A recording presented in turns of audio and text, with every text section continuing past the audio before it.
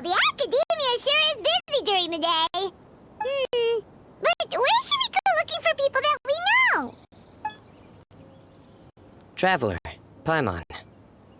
Cyno! It's been so long since we last saw you!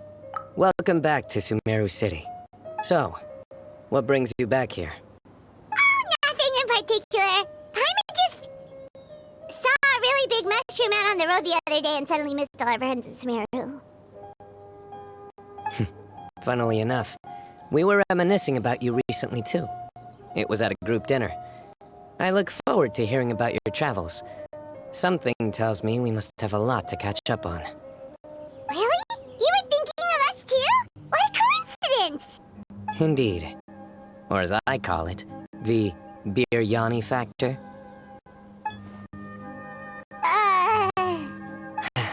You really want me to say the rest? Okay. It's always rice to meet stew again. Oh, darn, he said it. You like that one, huh? You must if you remember it after all this time. Admit the truth. You have long been in awe of my razor-sharp wit. Alright. Here's your 500 Mora. You're exaggerating.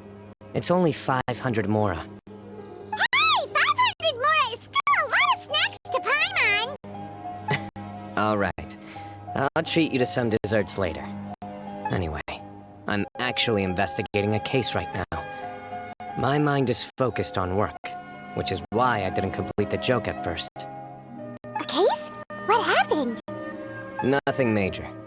But after finding out who was involved, I decided, on reflection, to handle this one myself.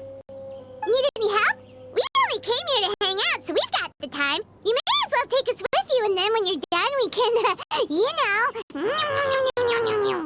Such enthusiasm. Are you worried I'll forget about treating you to some sweets if you're not around to remind me? What? No! Alright, was it really that obvious? Obvious enough. Still, it's a fine idea. You are the heroes of Sumeru. It makes perfect sense to work together. All right, follow me.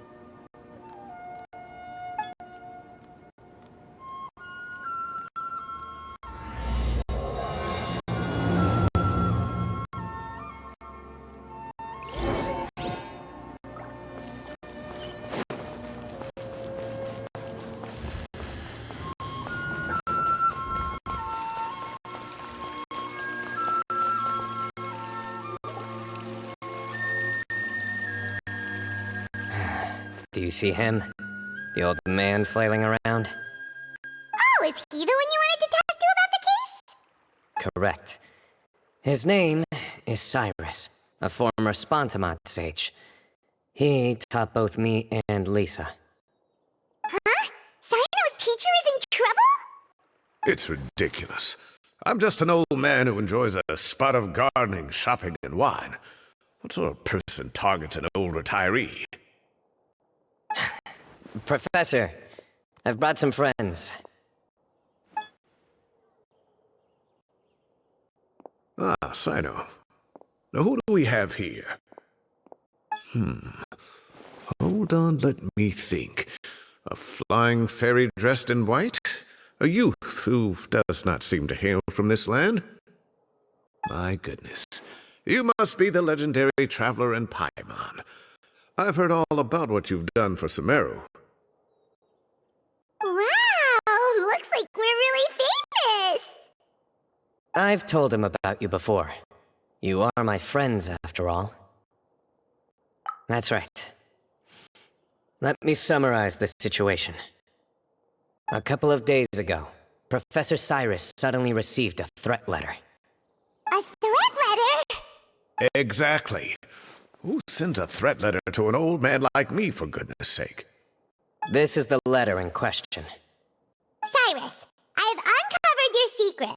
If you wish to prevent it from going public, leave 10 million Mora at the back door of the cafe. Secondly, don't come looking for me. You'll never find me. But I will always be you and all of your secrets. Finally, if you dare to report this to the Matra, there will be consequences. Wow, they sure didn't mince their words. Clearly, this person must be desperate for Mora. 10 million more. What a joke. I'm just a single retiree with nothing to my name beyond the tomatoes in my garden. Where do people think I'm hiding 10 million more, huh? In my tomatoes? There were no witnesses, so currently the letter is all we've got. So, Traveler, Paimon, let's put our heads together. Paimon's ready too! Alright, take a look. Do you see anything suspicious?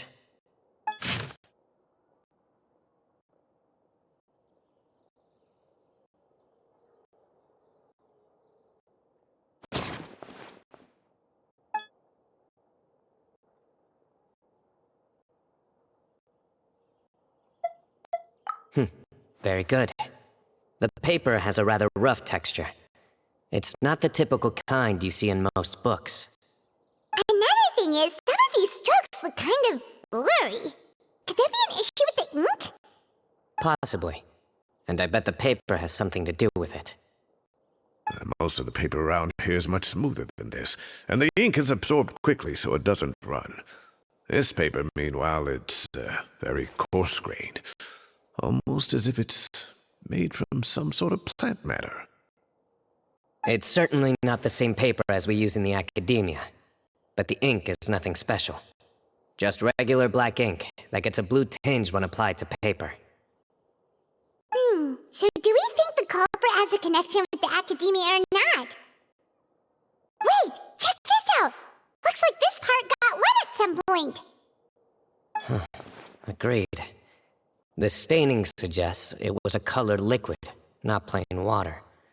It also looks like it was wiped off with a damp cloth. A colored liquid, so... tea? Wine? Well, it's like we're thinking along similar lines. Let's go talk to Arof. There are some things I'll need him to take care of.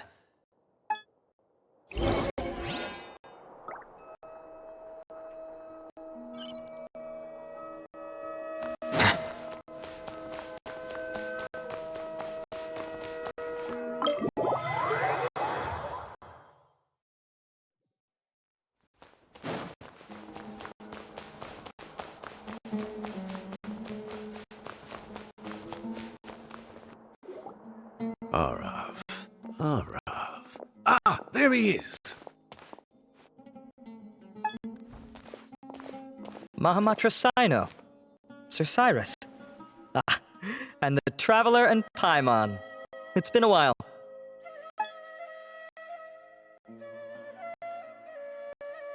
As such, I'm inclined to believe that the culprit in this case is a student at the academia. Somebody young and strapped for cash. Oh, one last thing. I'd start your investigation by taking a look at the cafes in the city. Oh, of course! You think the culprit spilled their coffee on the ladder, huh? They do look like coffee stains to me.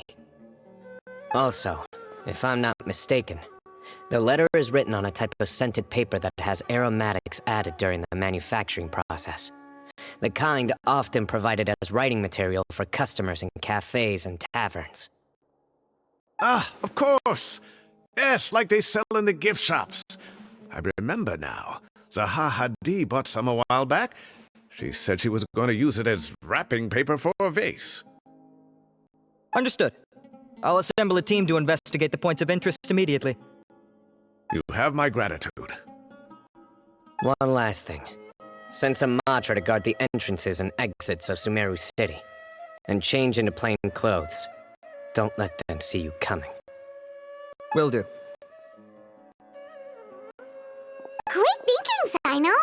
So, where do we think the culprit's at right now? Yeah, they've probably been lying low at home waiting to see how Cyrus reacts. You're right, Paimon. Really? Which part? The culprit's approach. Whatever happens, they need this Mora. But just because they warned Professor Cyrus not to go to the Matra doesn't mean they know what he'll do next. So, like you said, they need to wait and see. And crucially, the culprit said they'd be watching the professor's every move. Huh? Wait, are you saying...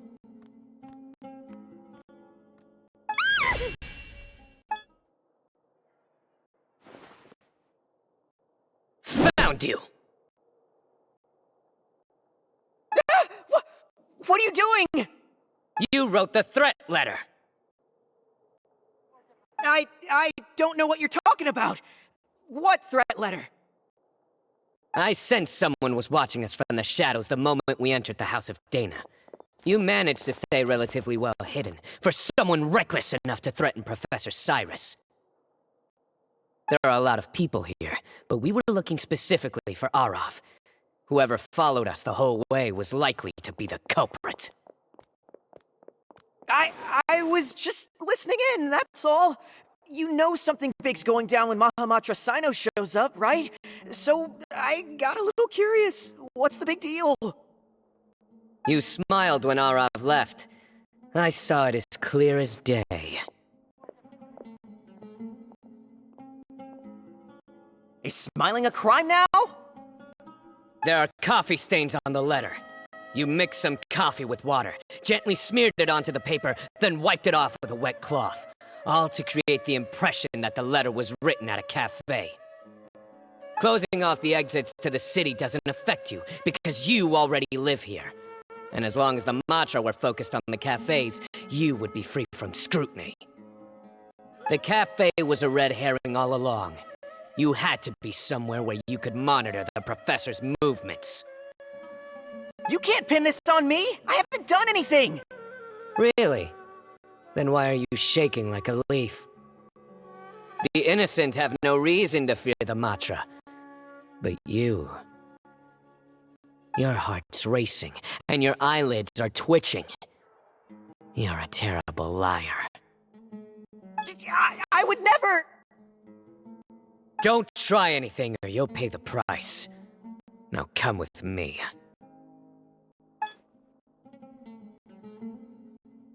That was over quickly. Cyno already caught the guy. You're telling me. One minute I go out for a quick smoke, the next minute I see Arav already on his way back to meet up with Cyno. Looked like a young guy, too. Couldn't have been much more than 30. But after what he's done, I'm afraid he's ruined his whole future. Everyone, it's all over. Gosh, that was so fast. The culprit's name is Uraka, a 16-year-old student in the Rataoist Darshan. Huh? 16? Cyrus thought he looked 30-something. We checked his records. He's 16, a third-year student. But he looks so old. Yeah, seriously. Foolish child. He's too young for the criminal life. What the devil drove him down this path? We questioned the culprit regarding his motives. Oh, just spit it out. Nothing can surprise me at this point. Very well. It's our understanding that Araka is a mediocre student who has been underperforming in his classes. He started taking extra tutoring to improve his grades, but developed a gambling habit around the same time and lost a lot of mora. Down on his luck, he went to the tavern for a drink and overheard some people chatting about Sir Cyrus's comfortable retirement. They mentioned that he's always arguing about his tomato plants with some old woman on the street. Some old woman on the street?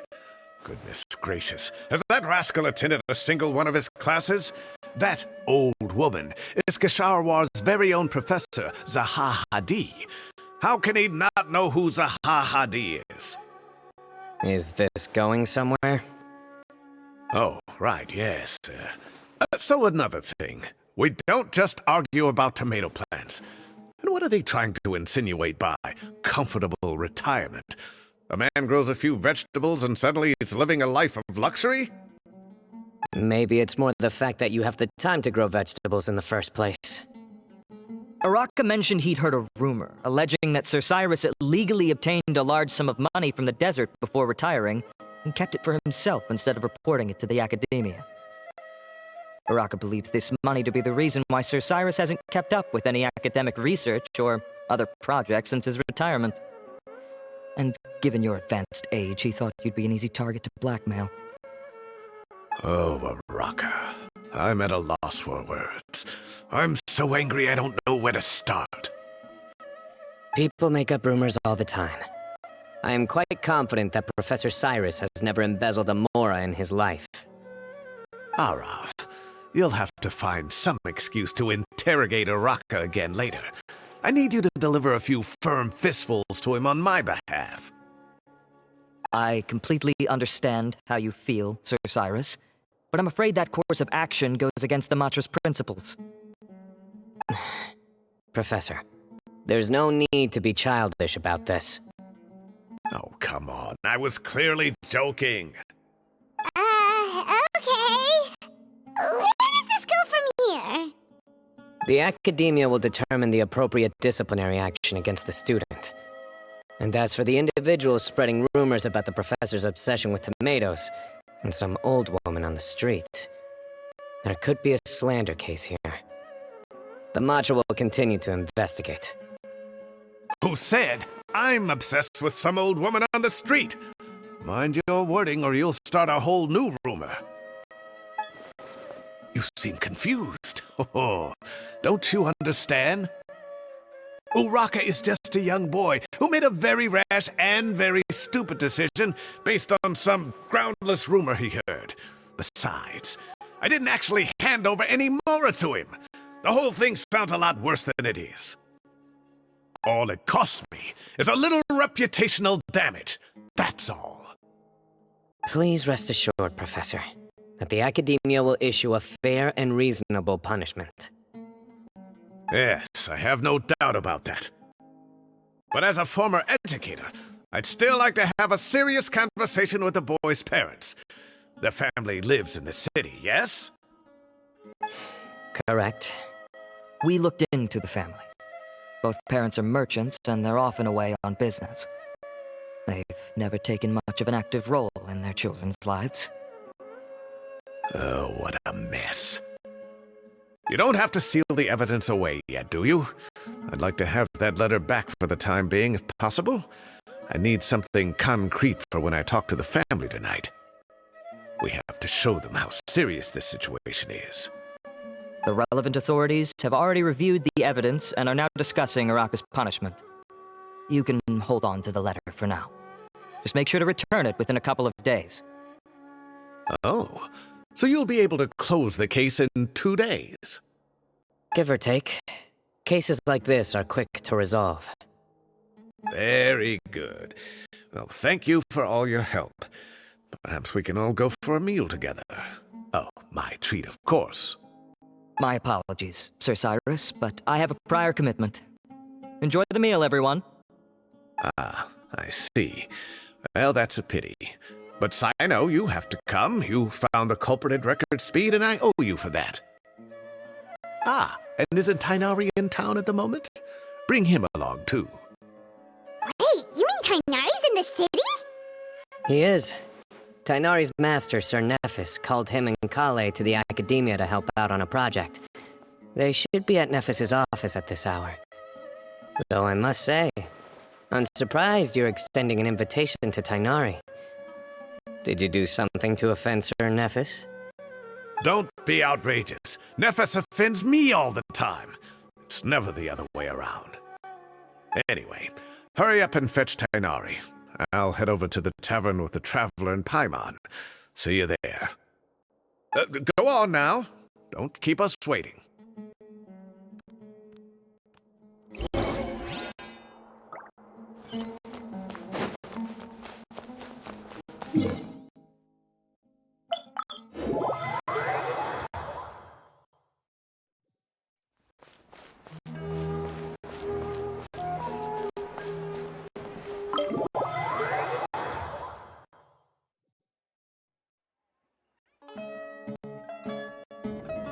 Not to brag, but we never had problems like this at Ratawa Hist back when I was still teaching. And if you don't want to take my word for it, you can ask them. They were students at the time. They'll tell you what it was like, won't they? I was out in the forest at least 4 days a week back then, thanks to a colossal workload from Master. It wrought havoc on my poor tail, so I didn't exactly keep up to date with what was going on at the academia. Most of what I know, I heard from Cyno after the fact. Professor's become a lot more laid back in his retirement. He used to be far stricter, and was especially known for being extremely principled. Wow. It's hard enough to stay true to your principles as a normal person. I can't imagine doing that as a sage. It's a pity Kale wasn't around at the time. I would have happily taken her on as a student. And then we'd have one more person who has to address Lisa as upper-class woman. Really? Can't you just call her Lisa? She seems to prefer it when people treat her like an older sister. Oh, believe me, back when she was a student, nothing made her happier than the younger students acknowledging her seniority.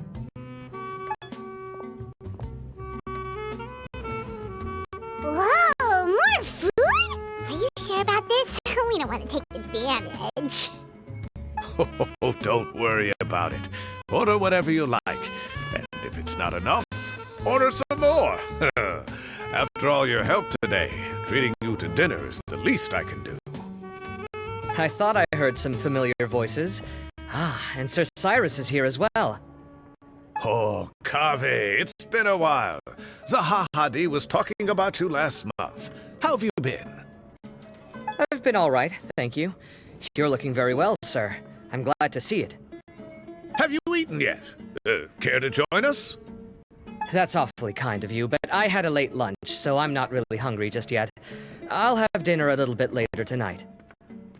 I just came to Lombard's to buy some wine, and when I heard some voices I recognized, I thought I'd come and say hello. So what's the occasion, anyway? Some sort of celebration? Consolation, more like. You wouldn't believe the day I've had.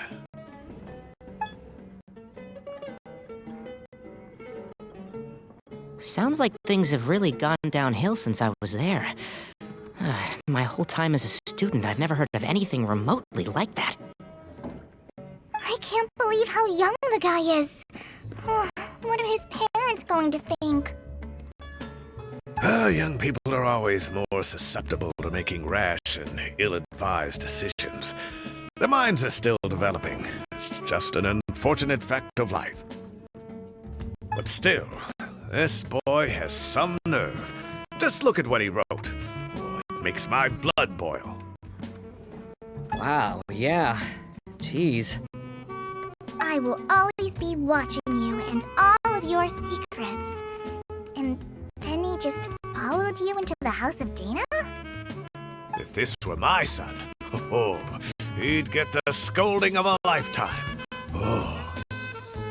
Luckily, I'm also an extremely principled person. Kaveh! Your order's ready, sir! Coming! I'll have to get going. Have a nice evening, everyone. I'll catch you all another time. Okay, bye-bye! Here I am. The coffee beans are in here too. Yep, it's all there. I'll stop babbling away now. Let's eat before the food gets cold.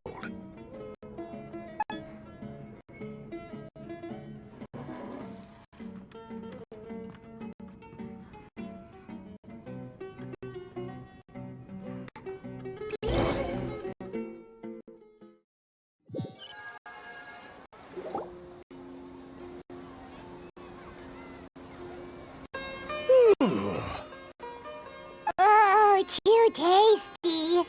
Paimon's belly is about to explode. Oh, mine too. I'll have to walk home to burn some of it off. Thanks for dinner, Sir Cyrus. Master Tainari and I will bring you some homemade herbal tea next time. It'll do wonders for your sleep. Well, I look forward to that. In fact, could I trouble you to bring a little extra for the other old folks on my street? I'll be the envy of the neighborhood. No problem at all. I'll pack some up and bring it over.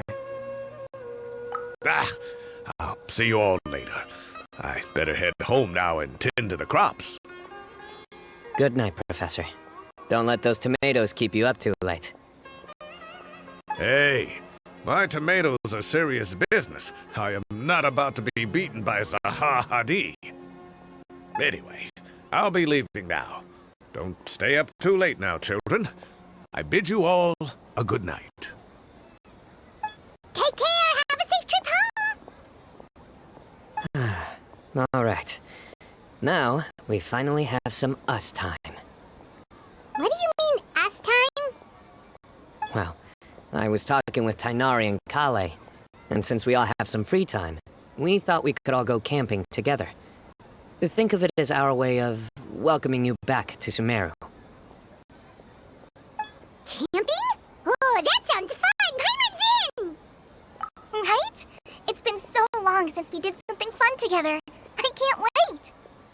Everyone, let's meet tomorrow afternoon at the riverbank to the southeast of Gandharvaville. No need to bring anything. We've already packed everything for the trip. Just bring your delightful selves and prepare to have some fun. You got it! We'll be there! Great. Then we'll see you tomorrow.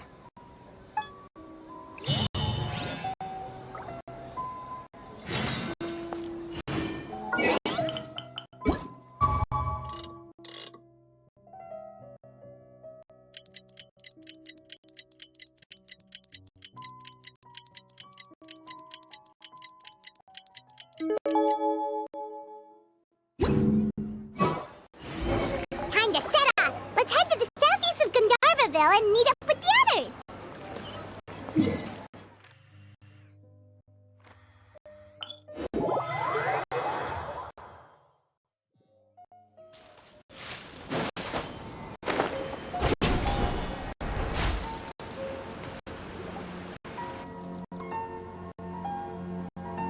We're here! Wow, you guys are ahead of the game! You set up the tents already! I'd say we're right about on schedule, actually. We were aiming to have them set up before you arrived.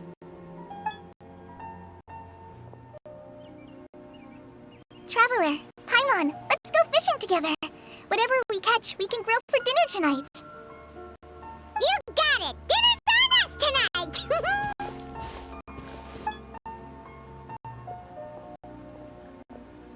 I hope I can contribute too. The other forest watchers gave me some fishing tips a little while ago. I'm really looking forward to giving them a try.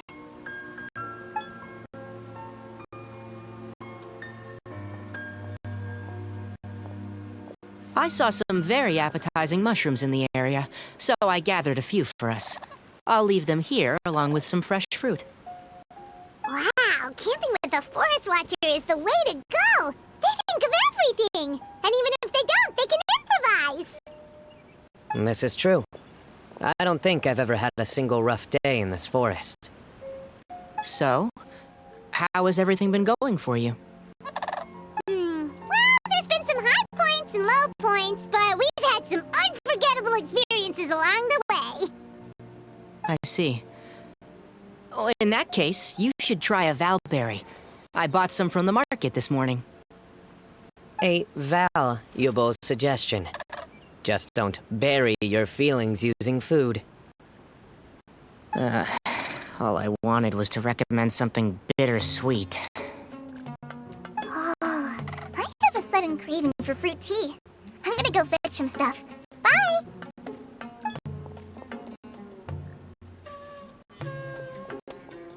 She sure made a run for it. Unbelievable! She made a run for it! So Kale chose the path of tactical retreat. Could it be she foresaw what shall soon come to pass? My dear friend, you know what I am about to say. Oh, drat. A flat-out rejection.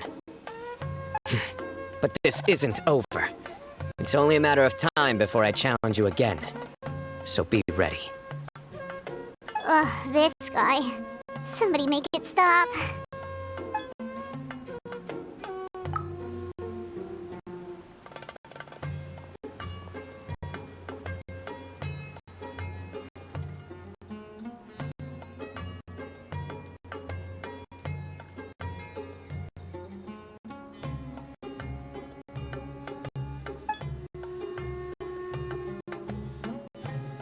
We got a bite!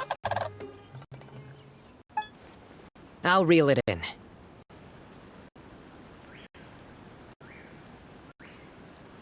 Firewood, spices, snacks, and drinks. Everything's ready. Once Kale gets back, we can light up the fire and start grilling.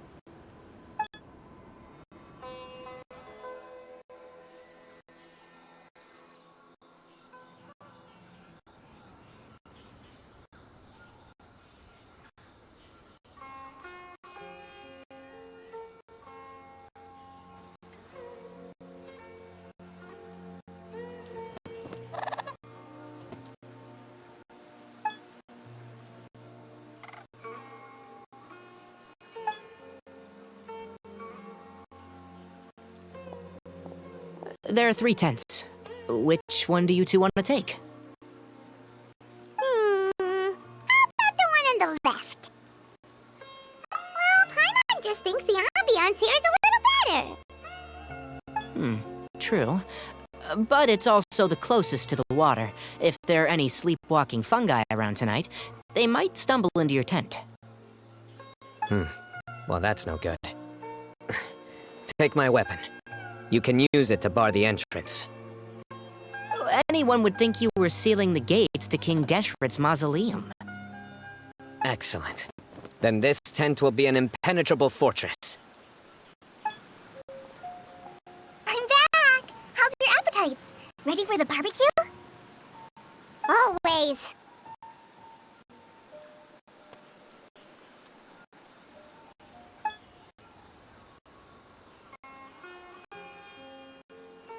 Oh, it smells so good. Paimon's drooling. Someone sure is desperate to eat. I think it's time to add the seasoning. How do you like your skewers? Well done? Medium? Wait, what? Isn't that just for steaks? Hey, if it works for steak, maybe it works for other things too. Medium well for me. Okay, these are about ready now then. It'll be a few more minutes for anyone who wants theirs well done.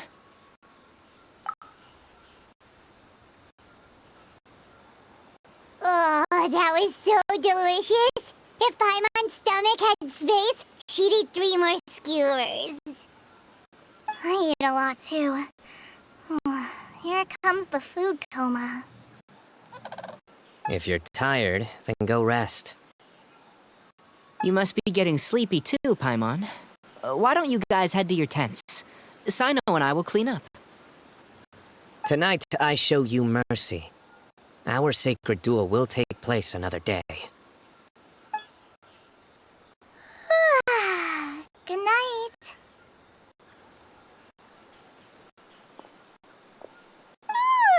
Paimon's struggling to keep her eyes open. Oh, don't forget this. The staff of the Scarlet Sands. Wait, you were actually being serious about that? It's a very powerful weapon. Try it. Paimon can't even lift that thing. Fair enough. You sure you don't want it? Yeah, Paimon's sure. We'll be fine. And even if we do get an uninvited guest in the night, Paimon will be here to take care of the traveler.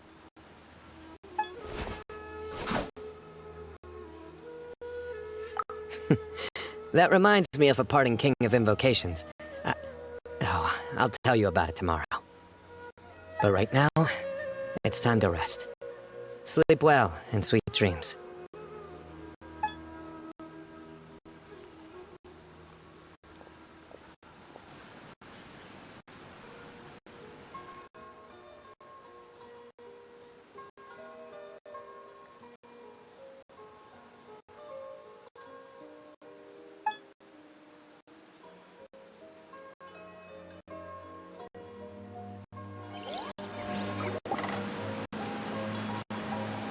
I think they should all be here. Traveler? Paimon? Are you in there? Could you come outside for a sec? Look at this. What the? What's this sword doing here? Is it supposed to keep out intruders? Evidently. Huh? Who is it? Oh, what time do you call this? Paimon's gonna take out the sword! Yeah!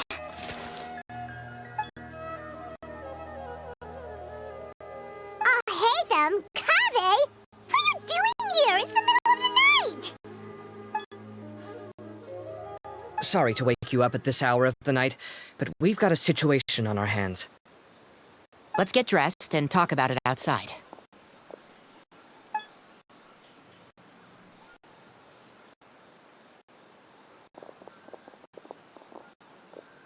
Something has come up.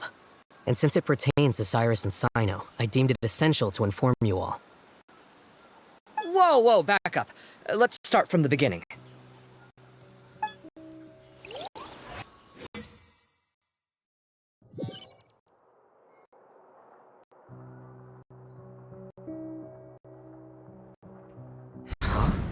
Where'd the wine cups go? I could have sworn I left them here after I washed them. Ah, there they are. I'll have a cup too. Can you see if the cookies are still on the table?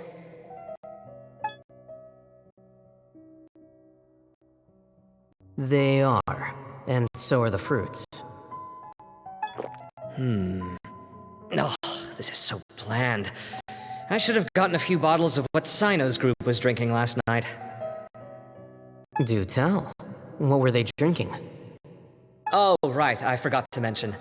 So, I ran into Cyrus yesterday evening when I went to the tavern to pick up some things. He was hosting a dinner for Cyno, Tighnari, Kale, and the Traveler and Paimon. Anyway, they got a bottle of Lombard's new vintage for the table. At least, I think that's what it was. It looked pretty good. Sounds like they're all tangled up in this. You know what it's about, right?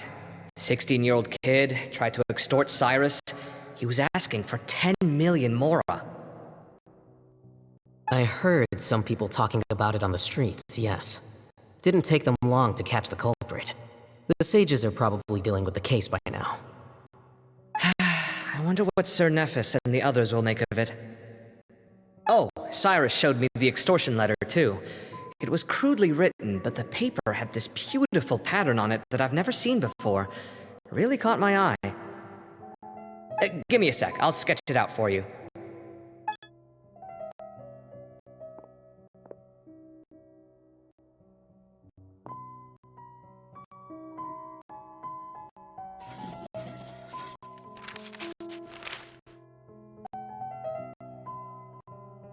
Okay, done. Take a look. You see what I mean? I don't think I've ever seen writing paper like this around before. God knows where the culprit got it from. Interesting. These are all motifs associated with the tribes of the desert. What? Really? Take this, for instance. Looks like an outline of a spire, similar to the kind found on some ancient palaces. And the crisscrossing and mirroring here, I recognize that too. It bears a striking resemblance to an ancient emblem, one that hasn't been used in a very long time. Whose emblem is it? It's the emblem of the Temple of Silence.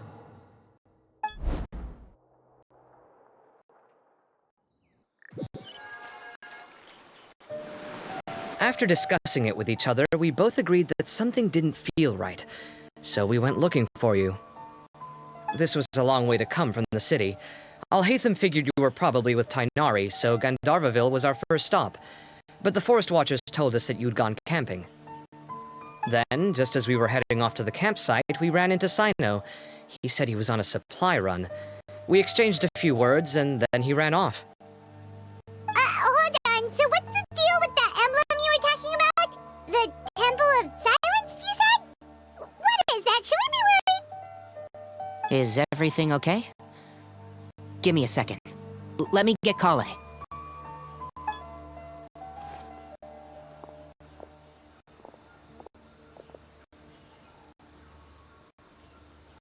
So you've never heard of the Temple of Silence? Well, to put it simply, it's an organization that has existed in Sumeru for over 1,000 years.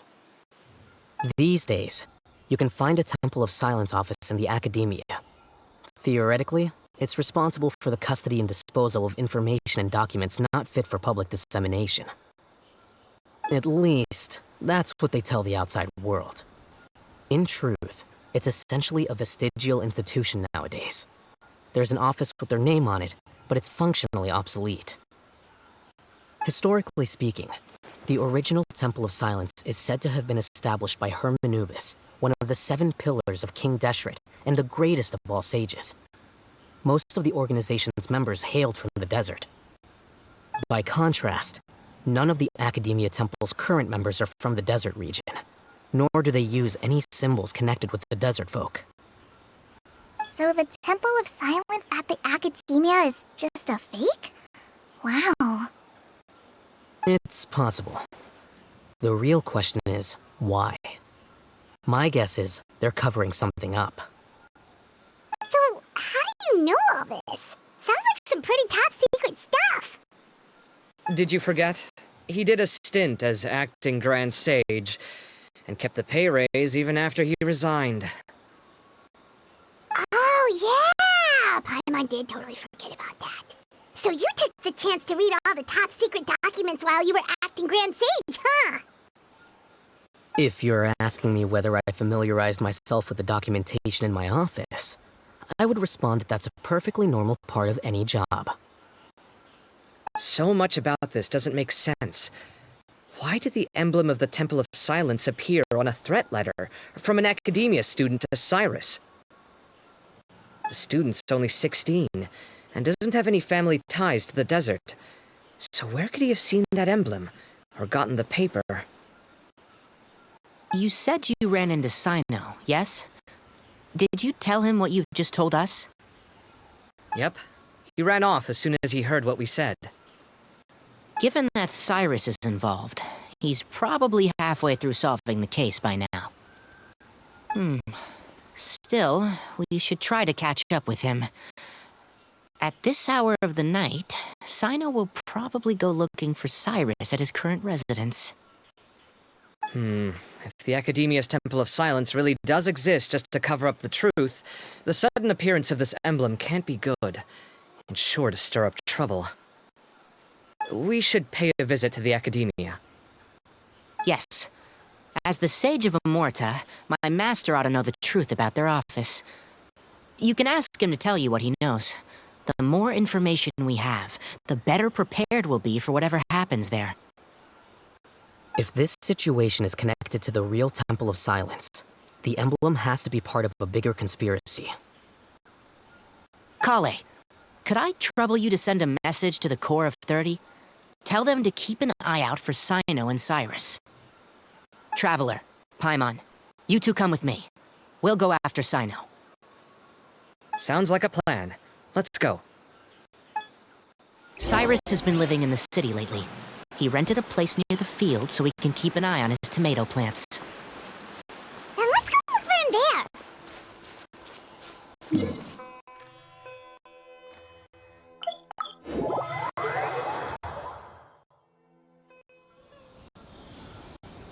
Here we are. This is the place. We might be too late.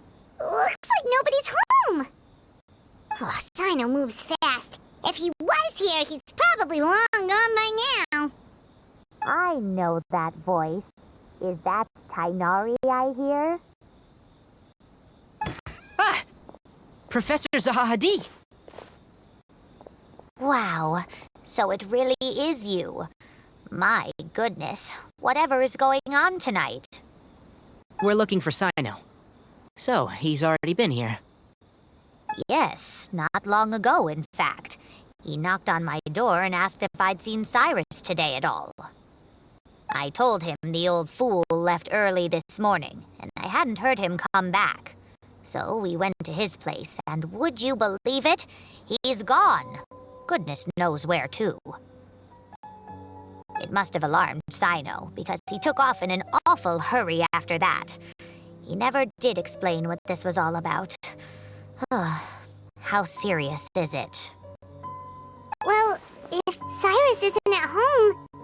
Oh, it sure doesn't sound good. Professor, did you hear that a student recently tried to extort Cyrus? Why, yes. When I left the house that day, I noticed he was watering his flowers in the field in complete silence. He had a piece of paper clutched in his hand, and he looked lost in thought. I could tell something was troubling him, but he wouldn't tell me what it was. If Cyno hadn't happened to visit him that day, he'd probably still be holding on to that thing. After seeing the letter, Cyno told him to contact the Corps of 30, but Cyrus was very reluctant. He claimed it would only damage his reputation. Eventually, he relented, after much persuasion from Cyno. Huh? Cyrus didn't want to report it? Well, that's strange. When we saw him, he seemed pretty okay with the idea of the kid getting his just desserts. As a former sage, it's possible Cyrus still has enemies at the academia. That's why Cyno was so insistent that he report the matter to the authorities. I was there while they were going back and forth over it. So Cyrus initially hoped to stop this from going public. But why?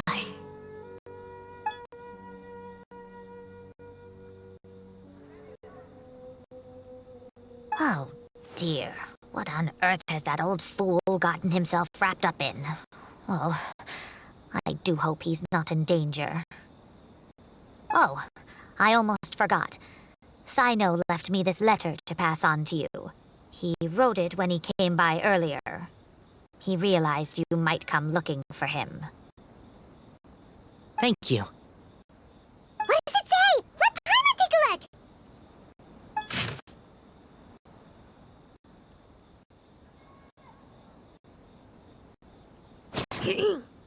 My friends, this is a rather complicated state of affair. Unfortunately, I cannot disclose more than that. I ask you to understand and accept that I had to act alone at this stage. Don't come after me. Yep, that sounds like Cyno. Thank you, Professor. Please do not worry. We will do all we can to protect both Cyno and Cyrus. Traveler, Paimon, let's head to the academia and regroup.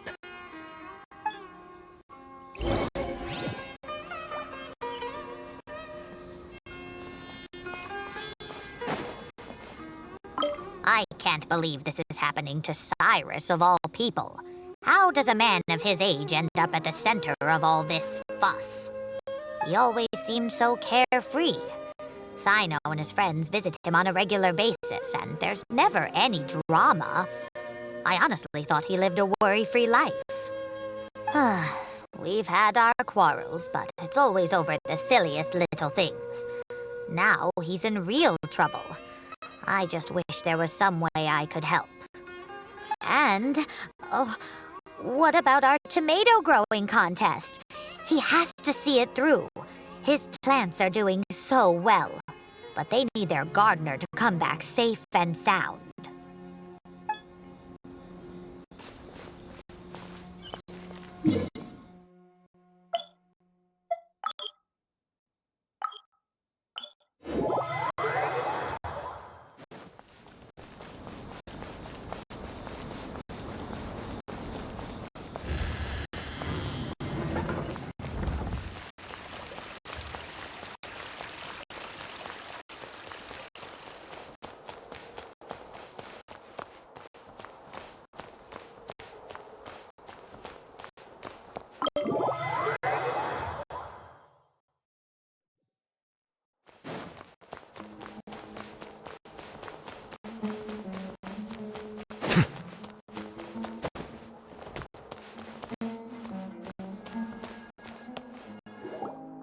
You're here?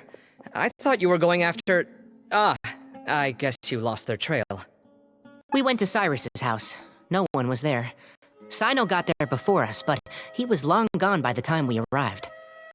He didn't say where he was going? No! He left us a letter and told us not to go after him! can't say I'm surprised. Typical Cyno. Anyway, some updates on progress on our end. I drew the emblem from memory again, but in more detail this time. I checked some ancient texts for a similar design. The one I found was a little blurry, but the similarities in the general form and certain details were clear enough to confirm a match. Yeah, and we're lucky we found anything at all. It turns out the emblem was all but lost to history. We scoured the entire academia collection, and that book was the only one with a record of the motif. Meanwhile, Arav managed to get Uraka to disclose his source. The one who told him about Cyrus's embezzled funds was a young man from the desert. According to Uraka, he had a striking presence and was well educated. Apparently, the two met in the tavern over a game of cards. The guy claimed to be in the city for business as part of a merchant caravan. Uraka was intrigued when he heard what his new acquaintance had to say and brought up the idea of extorting Cyrus for Mora. The guy encouraged him to go ahead with it, then handed him some pen and paper to write the letter. I see. So it could be that this person planted the paper intentionally. So, how do we find this guy? Did Uraka say where he is? He doesn't know. He claims not to have seen him since that day in the tavern. The man gave him some tips on how to carry out the extortion, but from then on, Uraka was acting alone. Nephis and Arav have gone to meet the Core of 30 and review the city's entry and exit records. Also, Nephis admitted that the Temple of Silence in the Academia is just a facade.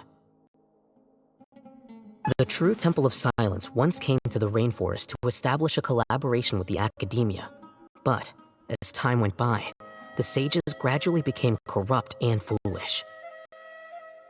The Temple of Silence felt that they could no longer trust the Academia and ended the partnership. They retreated back to the desert about 400 years ago. Ever since its inception, the Temple of Silence has been the guardians of King Deshret's civilization and belief system. They traveled throughout Sumeru, sequestering and guarding any wisdom that posed a threat to the people's livelihoods. At its roots, it was a legitimate and reputable organization whose purpose was to guide people towards the right path.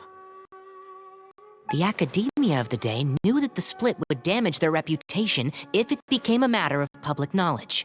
And so, they set up a dummy organization of their own to conceal the truth. Not only that, but they managed to keep up the charade for hundreds of years! So how did Cyrus become acquainted with the true Temple of Silence if they left centuries ago? I'll bet that's the question that bothered Cyno. Probably why he went after him in such a rush. Whoever is behind this, getting Uraka to extort Cyrus was only the first step of the plan. Their true goal in doing so was for Cyrus to see the emblem on the letter.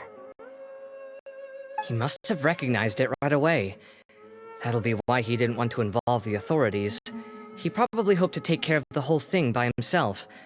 Unfortunately for him, Cyno had other plans. Since the desert is where the Temple of Silence originated, that is in all likelihood where Cyrus went. I have to go after him. Really? Are you sure that's a good idea, with how you respond to the heat? Why don't we send someone else?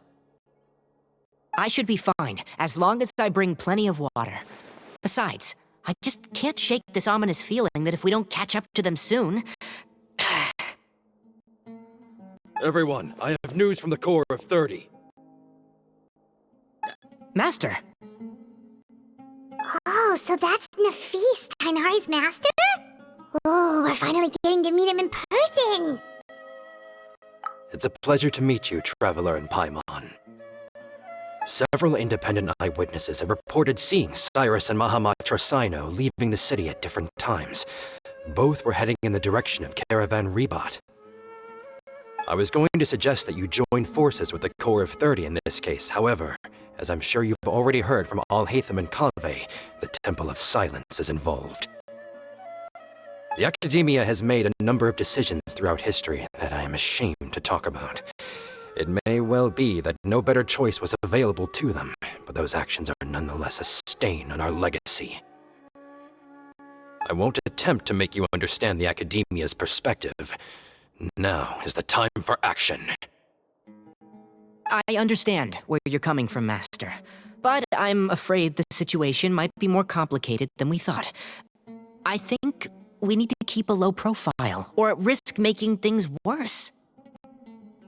Good point. If Cyrus is involved with the other side, or worse, if he's fallen into their hands, and... Everyone, we have to get Cyrus and Cyno back safely. We cannot afford to lose them. Need our help? Whatever you need, we got you covered. Really?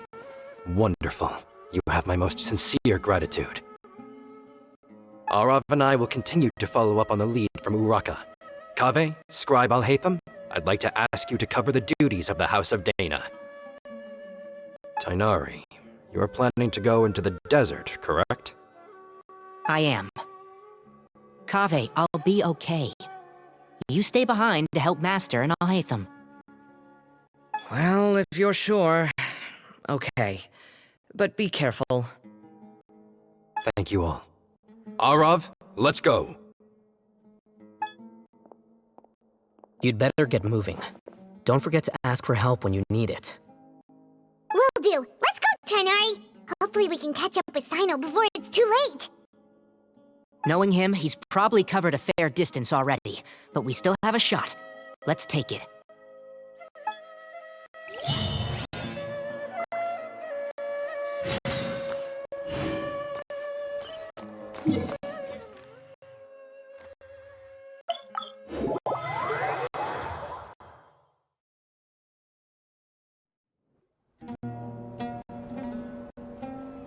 Okay, we made it to Caravan Ribat. Where should we go next? Maybe we should ask the nearby guards if they've seen anything. Hold on. Look over there. Is that Dia? You sure you want to brave the desert alone? I mean, it's your choice at the end of the day, but still. It's not my first time. I'll be fine. Cyno. If you're really going to go through with this, then at least take our advice. When you're packing for your trip, budget for 5 days more than you plan to spend out there. Makes sense. Okay, I'll go get ready. Thought we might find you here. You're trying to retrace Cyrus's steps, aren't you? Didn't I tell you not to come after me? I thought I had a good lead on you. Sorry, but we never agreed to that. Why would you go off on your own like this? Nothing personal. It's just a complex situation. And I'd rather not involve anyone else if I can help it. Takes a special kind of person to get Cyno chasing them all the way out to Caravan Ribat. But why so coy today, huh? You only gave us his age and description. Why can't you reveal his name? Is he Sumeru's most wanted or something? Oh, also, hey guys, it's been a while. Dia and Candace! So nice to see you. Actually, seeing all of our friends is the whole reason we're here. You're looking well. Glad to see it. Candace and I came to Caravan Ribat on business. We ran into Cyno as he was asking about some elderly gentleman's whereabouts. Some people say they saw him. Guess he stood out as an older guy heading into the desert alone with just a sumpter beast in tow and very few supplies.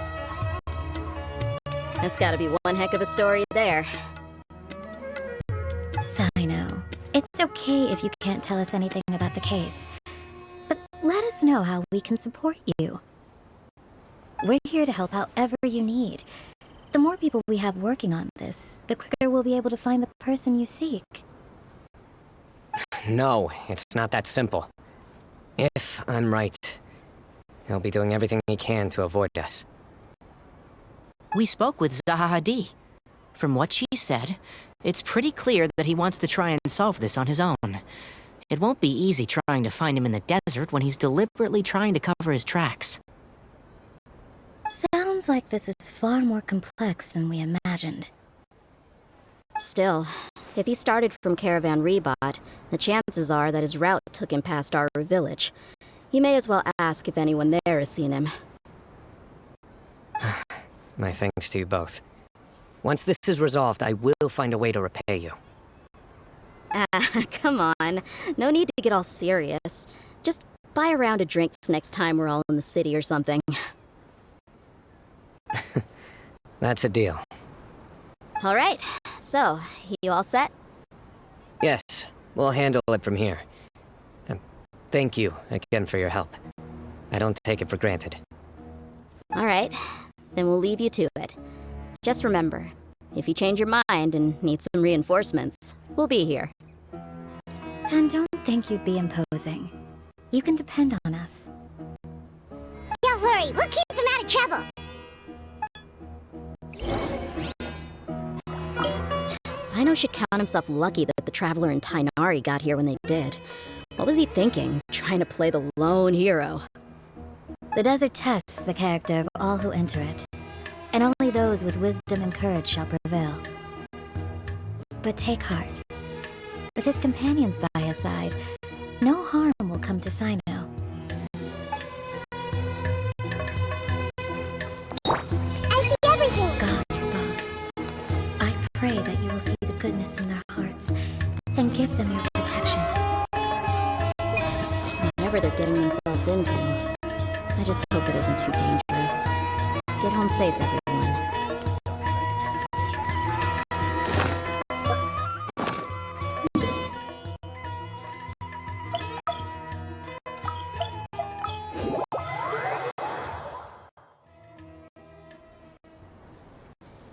Hold on. There's a few things I'd like to clear up. Go on. So, after you left the campsite, we had a longer talk.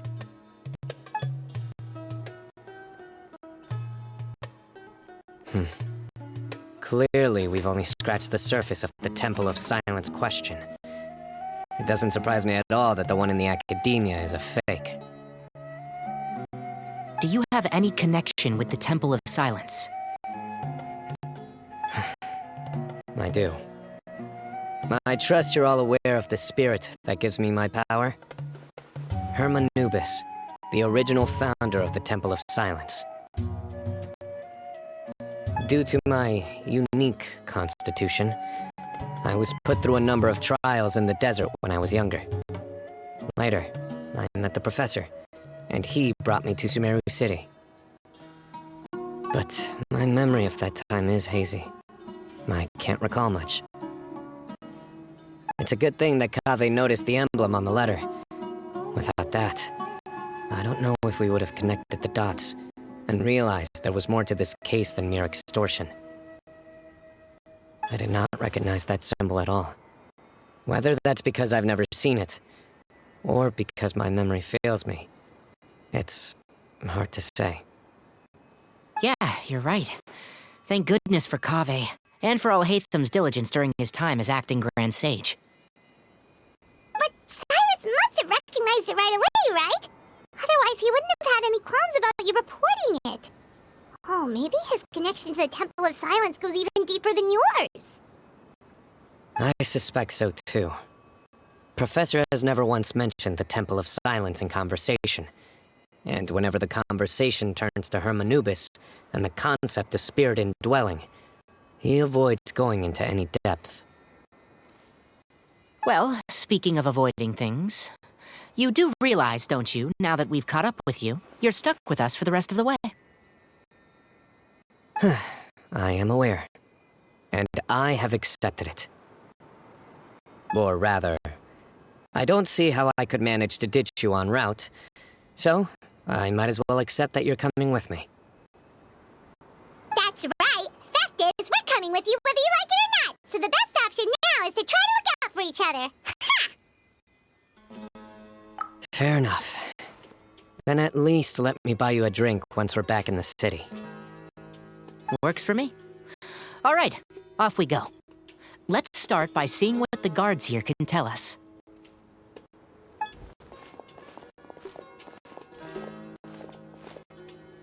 Hello. Mahamatra Cyno? I'm looking for someone, so I'd like to confirm any recent foot traffic in and out of Aru Village.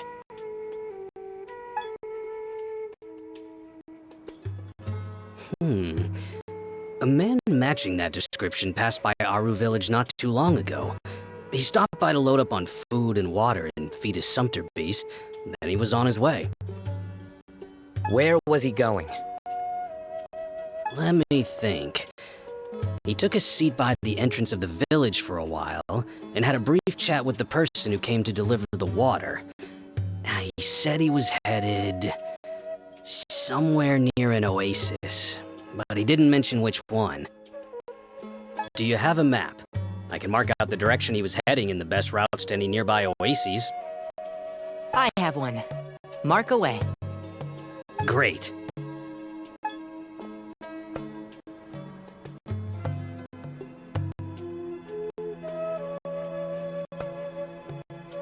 There you go.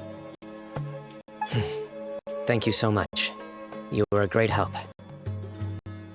You've got a really good memory. You're quite welcome. Just doing my job. Best of luck. I hope you find him soon.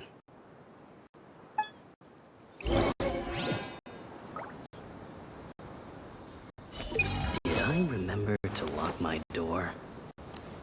Well, that shouldn't be a problem. Nothing bad will happen in the village as long as Candace is around.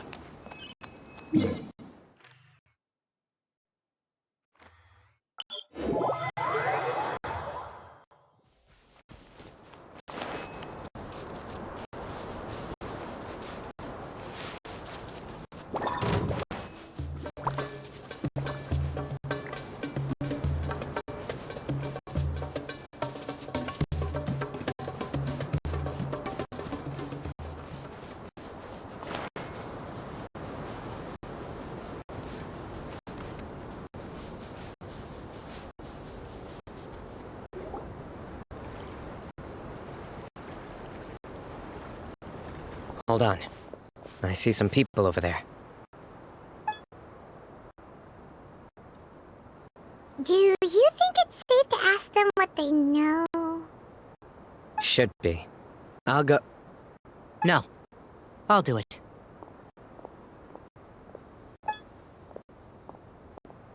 Huh? Why can't Cyno go talk to them? What difference does it make? Given my background, appearance, and the way I dress, I might not be the most welcome visitor here. Just in case, it's probably better to let a more neutral party handle things.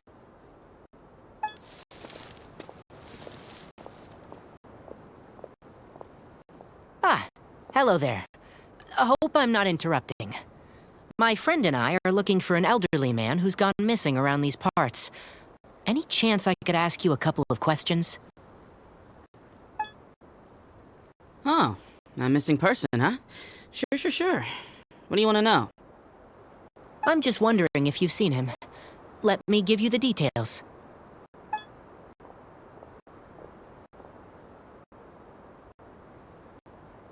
So, a silver-haired guy in a long robe, culture type with thoughtful eyes, and he's traveling alone. He'd stand out like a sore thumb around here. Yeah, sounds like the kind of guy we'd remember if we saw him. He's looking behind me.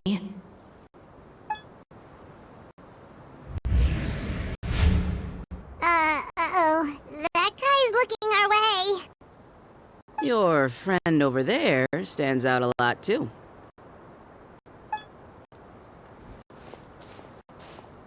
Hey! Aren't you Cyno, the General Mahamatra? Yes, that's me. You don't seem surprised that I recognized you.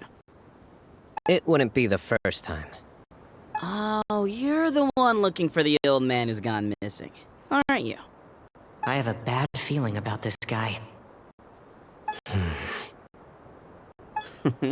Someone's on edge. You don't trust me much, do you? No need to hide it. I understand why you're wary of us. Still, you came to us asking for help. Do you want it or not? I thought you were a group of merchants. Seems I was mistaken. Your henchmen don't look like much, but something tells me they put up a better fight than most mercenaries. Hey! Hear that, guys? You're my henchmen now. Suits me, as long as I get paid for it. Just cut to the chase already. I'm running out of patience. Alright. Come with me. All of you. Don't you want to find your friend? The silver-haired, long-robed, culture type with thoughtful eyes? Sounds like there's a whole other side to Cyrus I didn't know about.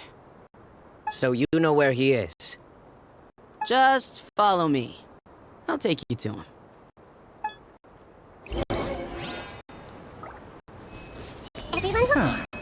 Those guys are pretty cautious.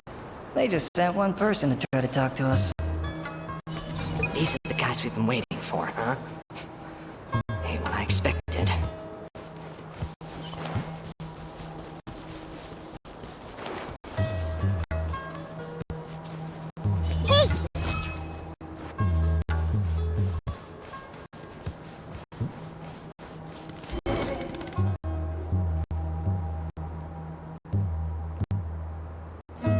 And here.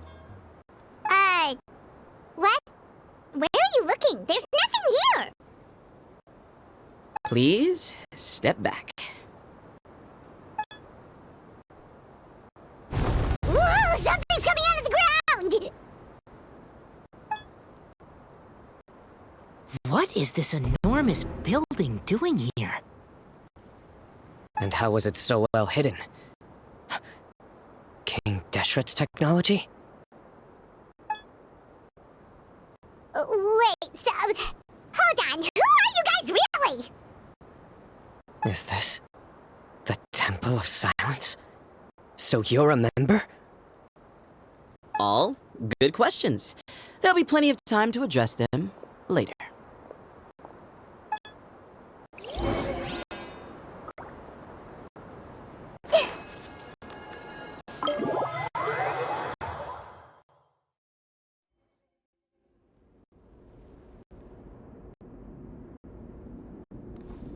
This is not what Paimon was expecting to find in the desert, especially not hidden right next to an oasis.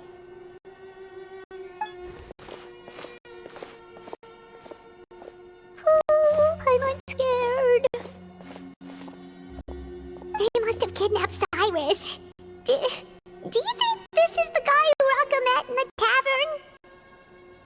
tavern? What's wrong? Thinking about your professor? I just hope for your sake you haven't done anything you might regret. Me too. Hope I haven't done anything to incur your wrath.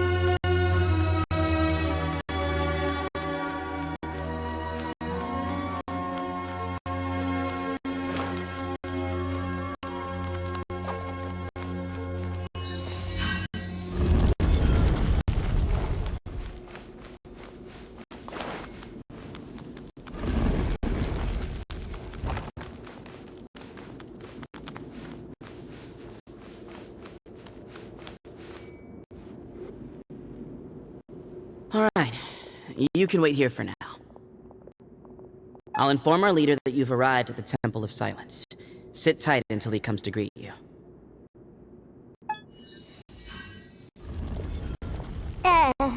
So he's just gonna leave us here unattended? Maybe we're not being kidnapped after all. They can't have been at the oasis by chance. They were waiting for us. Whoever the leader is here, they were obviously counting on us showing up. So this is the Temple of Silence. After leaving the rainforest, they hid themselves here?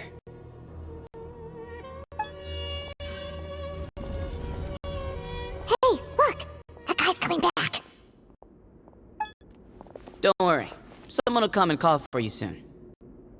What's your name? Sorry, guess I was so delighted to see you, I forgot to introduce myself. My name is Sethos. I'll be here if you need me, but I'm not planning on answering all of your questions. Other than that, you can occupy yourselves however you see fit. So we're free to explore by ourselves? Yeah. I mean, I'm not worried about you running off. Cyrus is here. And unless I've misunderstood, you're all quite anxious to see him again. He's right. Well, if we've got some time, we might as well take a look around.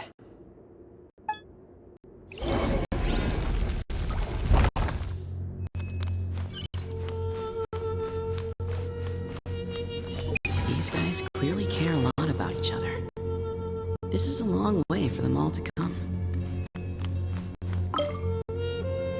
Hey, Sethos! Have you got some time to chat? Sure. Although, I'm assuming by chat, you mean you have questions for me? I don't blame you. Anyone else would. Not often. The Temple of Silence is a place of quiet and solitude. We don't get too many visitors. Yes, that was me. Although, tricked is a stretch. He was asking everyone in the tavern about ways to make some easy money. He insisted that nothing was off the table, even if it broke the law. So, I told him that Cyrus had embezzled a large sum of mora from the desert. So you framed Cyrus for a crime that he did not commit? No. That's not entirely true. Let me jog your memory. The letter just said that he had uncovered Cyrus's secret. It didn't say what secret that was. Of course, Uraka was a great accomplice, really. Very cooperative with a little bit of wine in him. Did exactly what he was told. And not much of an original thinker, though. It doesn't surprise me that he struggles academically. Why did Cyrus leave for the desert as soon as he received the letter? You'll have to ask him that one yourself. Certain things I can't answer for him. I'm neither judging nor defending him. All you need to know is that he recognized our emblem, and it was his own choice to take the bait. What kind of question is that? He's the General Mahamatra. Everyone in Sumeru knows who he is. Right, but back at the Oasis, you can't have known who he was for sure, or you wouldn't have asked him. So, what we're really asking is, have you never seen him in person before? I've lived in the desert my whole life. Guess you could say I've never had the pleasure. Ugh, why does Paimon feel like this guy's not being straight with us? Come on, we've only just met. If I give you all the answers up front, you'll have nothing left to look forward to. Yes, that was me. Although, tricked is a stretch. He was asking everyone in the tavern about ways to make some easy money. He insisted that nothing was off the table, even if it broke the law. So, I told him that Cyrus had embezzled... So you framed Cyrus for a crime that he did not commit? No. That's not entirely true. Let me jog your memory. The letter just said that he had uncovered Cyrus's secret. It didn't say what secret that was. Of course, Uraka was a great accomplice, really. Very cooperative with a little bit of wine in him. Did exactly what he was told. And not much of an original thinker, though. It doesn't surprise me that he struggles academically. Why did Cyrus ask him that one yourself. Certain things I can't answer for him. I'm neither judging nor defending him. All you need to know is that he recognized our emblem, and it was his own choice to take the bait. Nope, not once.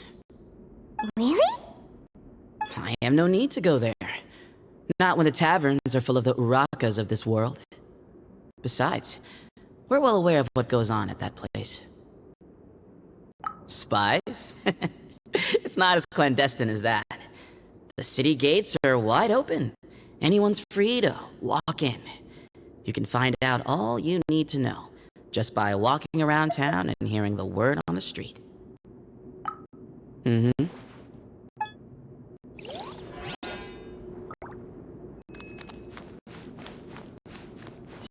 The situation's even more complicated than I expected.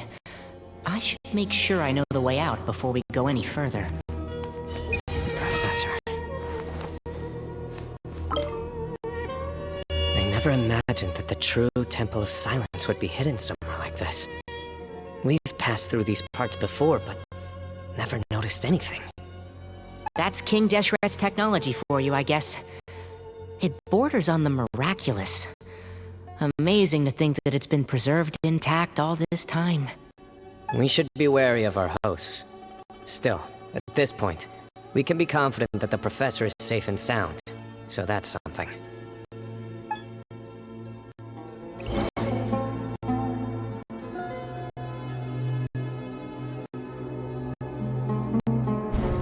Ah, here he is.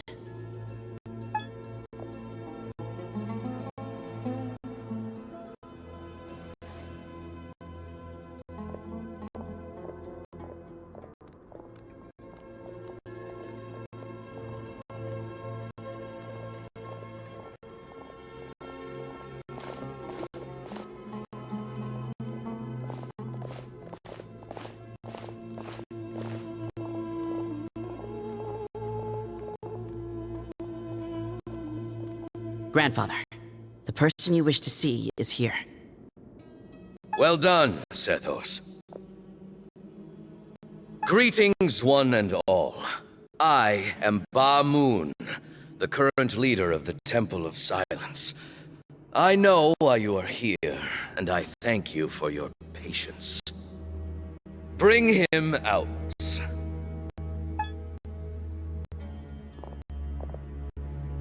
Professor! Cyrus, are you okay? Watch what you're doing! Oh, my apologies. We have no intention of causing you distress. But you must understand, Cyrus is of great importance to us. We had to find a way to bring him back to us. Cyrus owes me his life, and to the Temple of Silence, he owes a debt of gratitude. I let him go a long time ago, but now, the time has come to demand payment.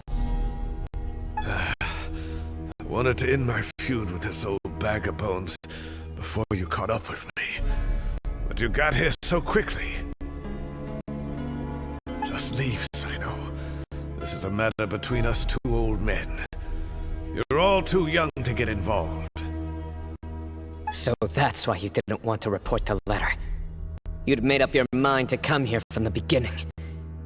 You only left in such a hurry to try and throw us off your trail. Some things in life catch up with you, no matter what you do.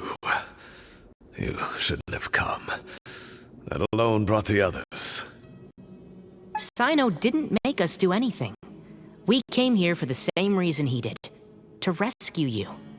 We'd appreciate you telling us the truth. Otherwise, it seems a little unfair on everyone who had to stay behind.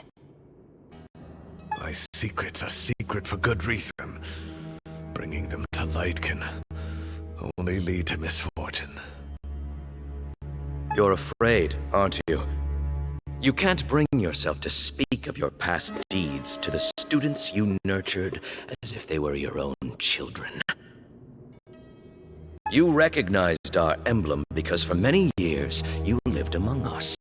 Indeed, you all but became one of us. You knew as soon as you saw the letter that we, not Araka, were the ones speaking to you. It threatened you only because you know what you did. Your own guilt convicted you. For you, Cyrus, are a traitor. You once shared your learning with us, and joined us in our mission to revive the might of Hermanubis, to bring new hope, new opportunity. But then, you betrayed us. You bargained for your independence with your past contributions. And then you left, taking with you Hermanubis' might and the wielder of his power. We both know what I said to you that day. That as the leader, I grant you permission to leave, but that one day, the sands of time will catch up with you. And when that day comes, you must pay the price you owe. You really know how to hold a grudge. Hermanubis' might? And the wielder of his power? Does he mean you? Professor, anything to say? The moon is right. I came here once before. He rescued me from the brink of death once, many years ago in the desert. When he learned that I was a scholar, he invited me to come here and revive the might of Hermanubis together. It was a great, daring plan, and one shrouded in secrecy. The Temple of Silence had been bereft of Hermanubis for too long. The strength of its faith and its warriors were waning. Bamoon proposed that we implant bar fragments, shards of Hermanubis, into the bodies of suitable vessels. If the experiment was successful, the spirit of Hermanubis would then dwell within the vessel. Many believers volunteered themselves for the experiment. But we soon discovered that the bodies of grown adults could not withstand Hermanubis' power. In the end, Bamoon offered his own adoptive grandson. One other child was identified as a suitable vessel, and his parents agreed to release him into our custody in exchange for a small fortune.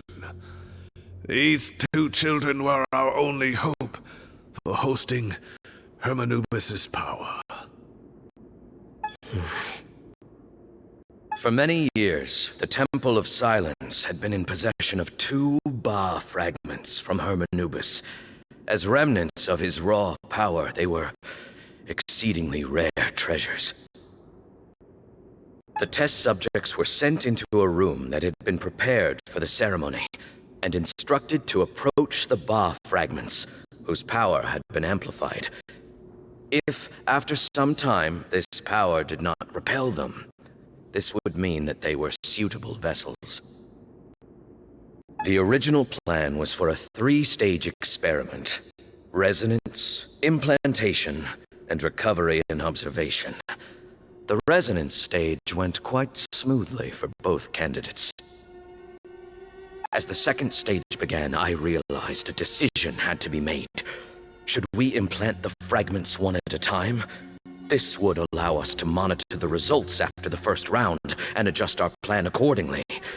Or alternatively, we could implant each fragment in a different vessel at the same time and compare their effects. But as I was deliberating, both Ba fragments suddenly became active. They glowed with a light we had never seen before.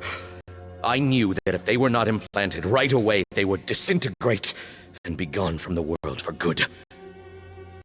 Our 2 vessels had both displayed great promise by successfully resonating with the fragments. Under the circumstances, the thought of implanting both fragments into the same vessel seemed out of the question. To preserve our faith and our power, we implanted each of them with a single fragment. Ultimately, I ended the experiment and left, taking one of the children with me. In recognition of your past contributions, I chose not to send someone to hunt down and kill you both. Your lives were spared, but I have paid a great price for your betrayal ever since. I have always wanted to see you, Cyno. Losing you and your Ba fragment dealt us a devastating blow. We've been in decline ever since you left. I see. So that's how I gained my power. Look, in essence, I borrowed your Ba fragment for a decade or so. And now you are seeking justice. If you want to take my life, then so be it. I'm an old man now anyway. But you cannot lift a finger against Cyno. He is the General Mahamatra. Your actions would be seen as a declaration of war against the Academia. I'm sure you don't remember anymore, dear Cyno, but you've met us all before. You were so young then, when we all gathered around and celebrated the revival of our Lord. You and he, Sethos, you were our final hope. You'd like me to return my power?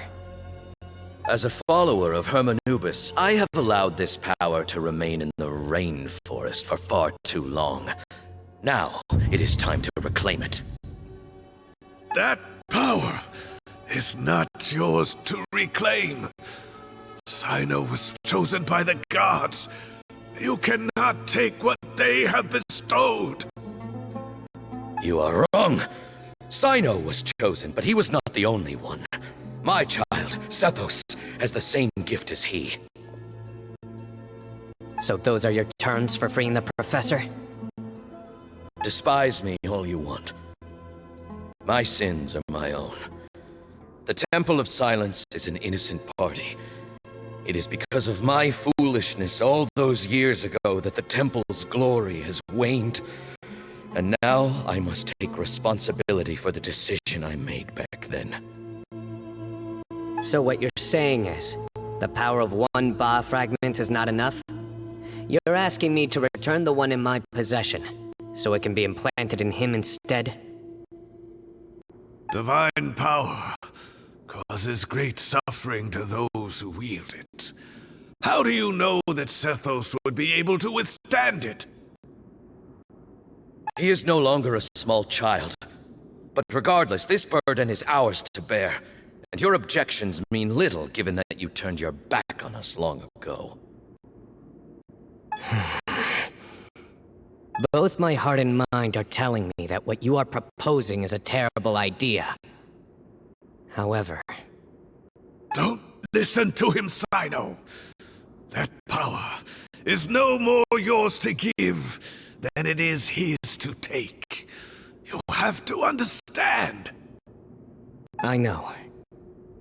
But if this is a question of your freedom versus a fragment of power, then there is nothing to debate. Sorry to interrupt, but in my view, there are a number of contentions here that still need addressing. Say that Cyno refuses to return his power, and you also refuse to release Cyrus. Then, we are at an impasse. I find it hard to believe that you went to all this effort without planning for that possibility. You're trying to gauge where we stand while keeping your remaining cards close to your chest. Well, my stance is, put the rest of your cards on the table. Then we can have a discussion. Wait, those ears. So, we have a descendant of the Valuka Shuna in our midst. Splendid! Fate smiles upon us after all. Everything we have longed for, Hermanubis will provide. Perhaps this very day we'll...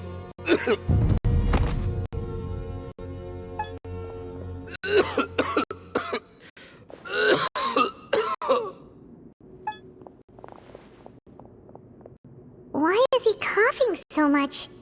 He looks like he's in really bad shape.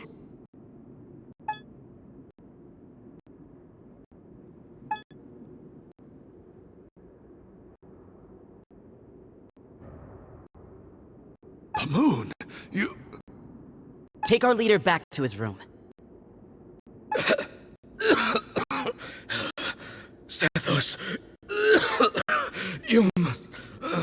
Grandfather, I know what you wish to say. Leave this in my hands.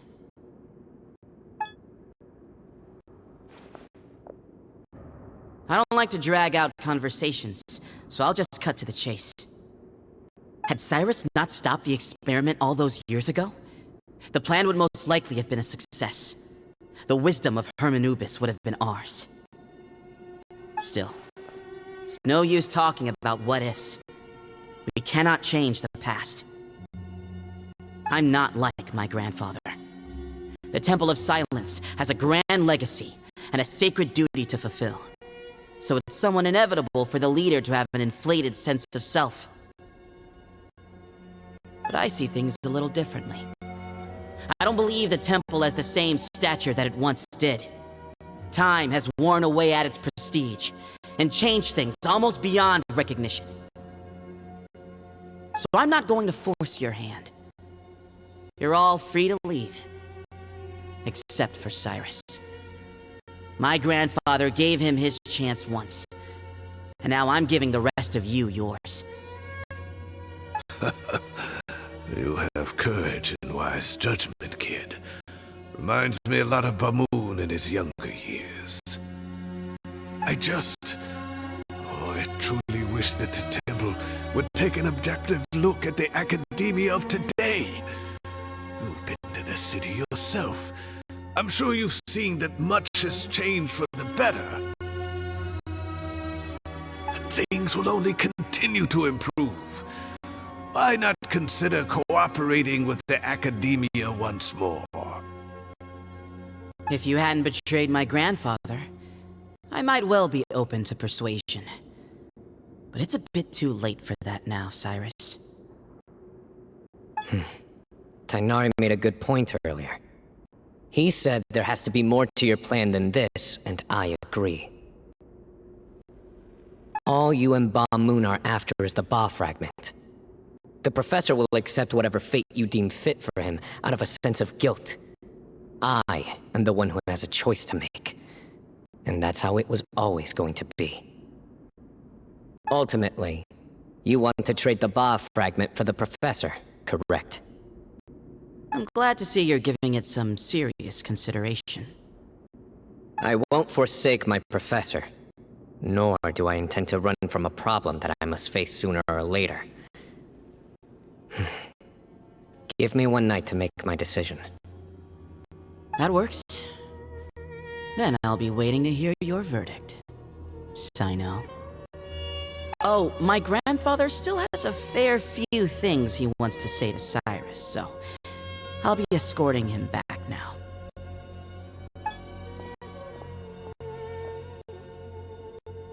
Are you sure about negotiating with him?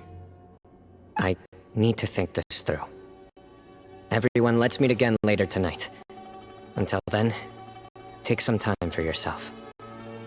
Alright, well, don't put too much pressure on yourself, Cyno. If you need any help working things out, just come and find us.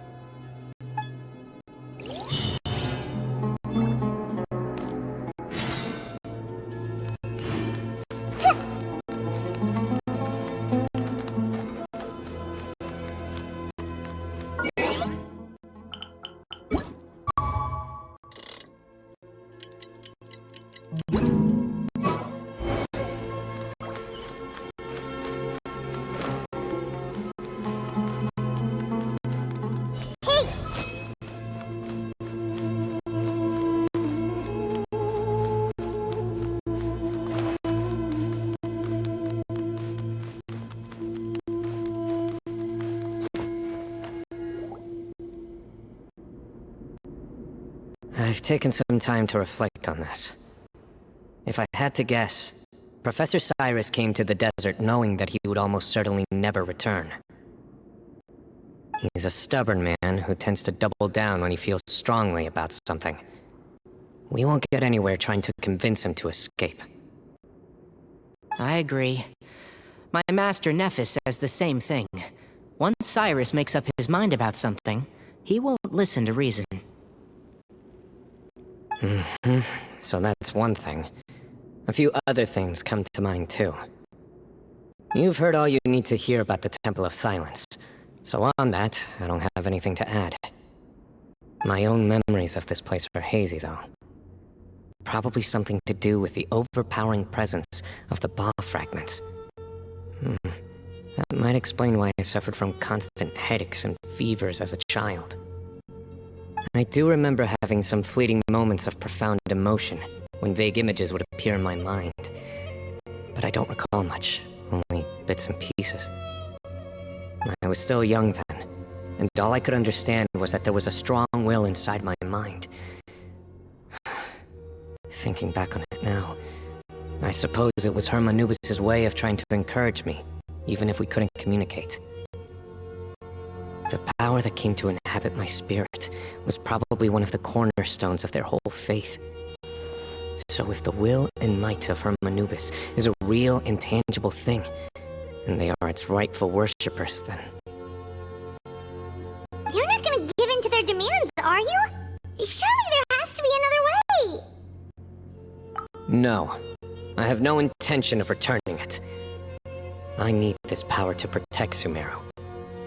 But the temple has the right to make the final decision over its fate, since it belongs to one of the 7 pillars of King Deshret. So I will challenge them head-on, and win the right to wield this power for myself, fair and square. This reminds me of something Alhaitham mentioned to me just before we left. He said that the Temple of Silence was originally founded by the ruling elite of the day. Traditionally, such organizations are bound by a strict and ancient code of nobility. Kaveh has made similar observations about the desert tribes from his work trips there. He says many of them have their own internal rules. They talk about the importance of never dishonoring their tribal bonds, or the rules laid down by their ancestors. I think we could turn that to our advantage. Go back to them with a proposal of our own. Wow, and just like that, we've turned the tables on them! Looks like we have the same idea. Turn it back on them now while we still can, in terms that they cannot refuse. That's how we win this. Great. And I know just how to start the conversation. Let's go find Sethos. We'll tell him that I know a thing or two about medicine and would like to take a look at his grandfather's condition.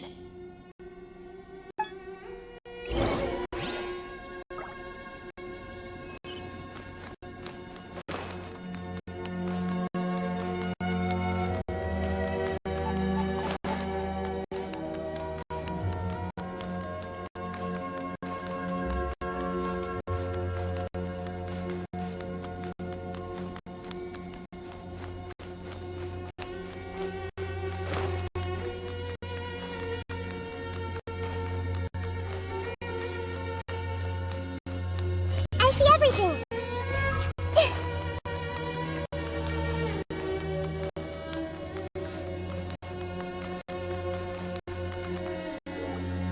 Sethos, let's talk.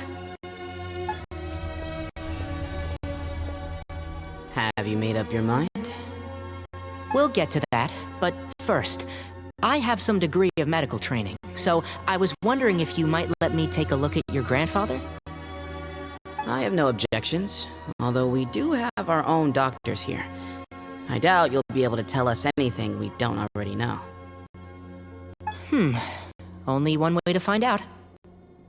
Follow me. Keep your voices down. We don't want to disturb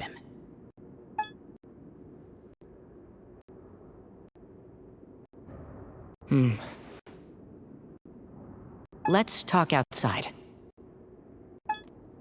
Bamoon has fallen into a deep coma, and his prognosis is quite grave.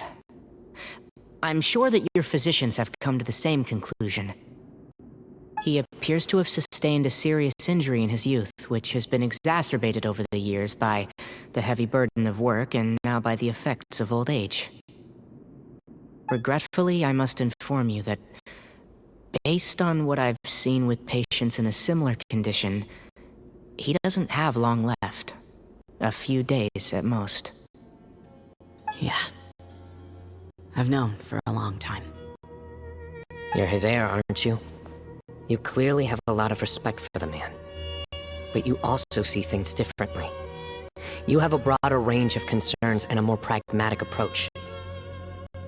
So tell me how we can end this on your terms. Let's find a way to bring all this to a resolution while Bamun is still alive to see it. That's what really matters to you. I know it. Yeah, there's no time to waste here. You know that better than anyone.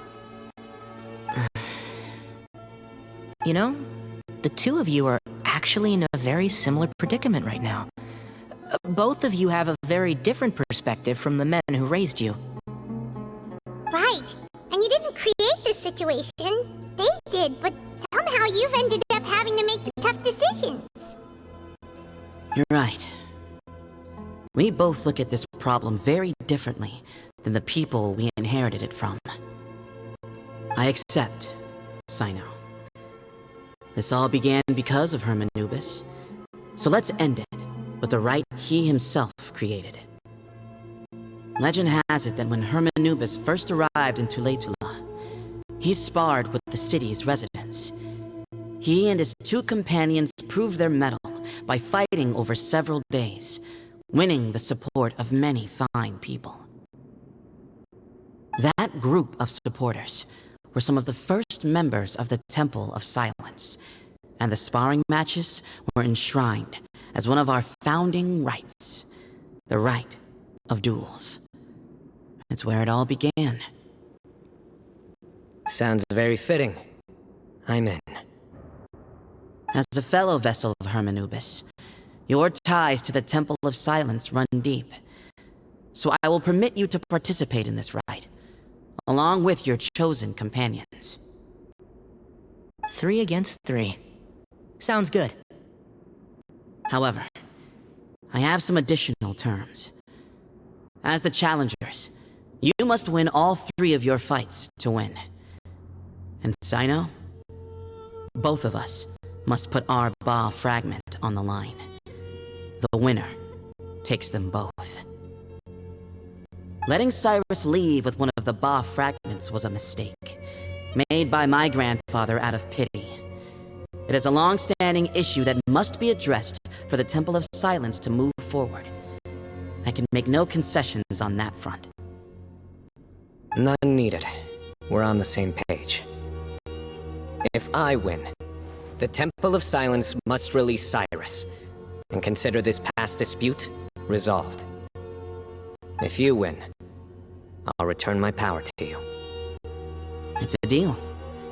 Then let's meet at the ceremonial hall tomorrow evening, 8 o'clock.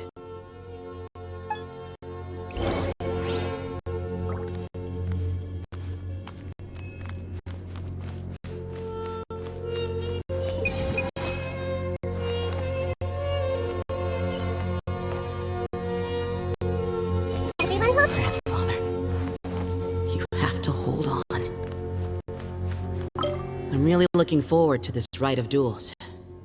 It'll be one for the ages. Not just for the sake of the Ba fragments, but for many other people as well. Grandfather.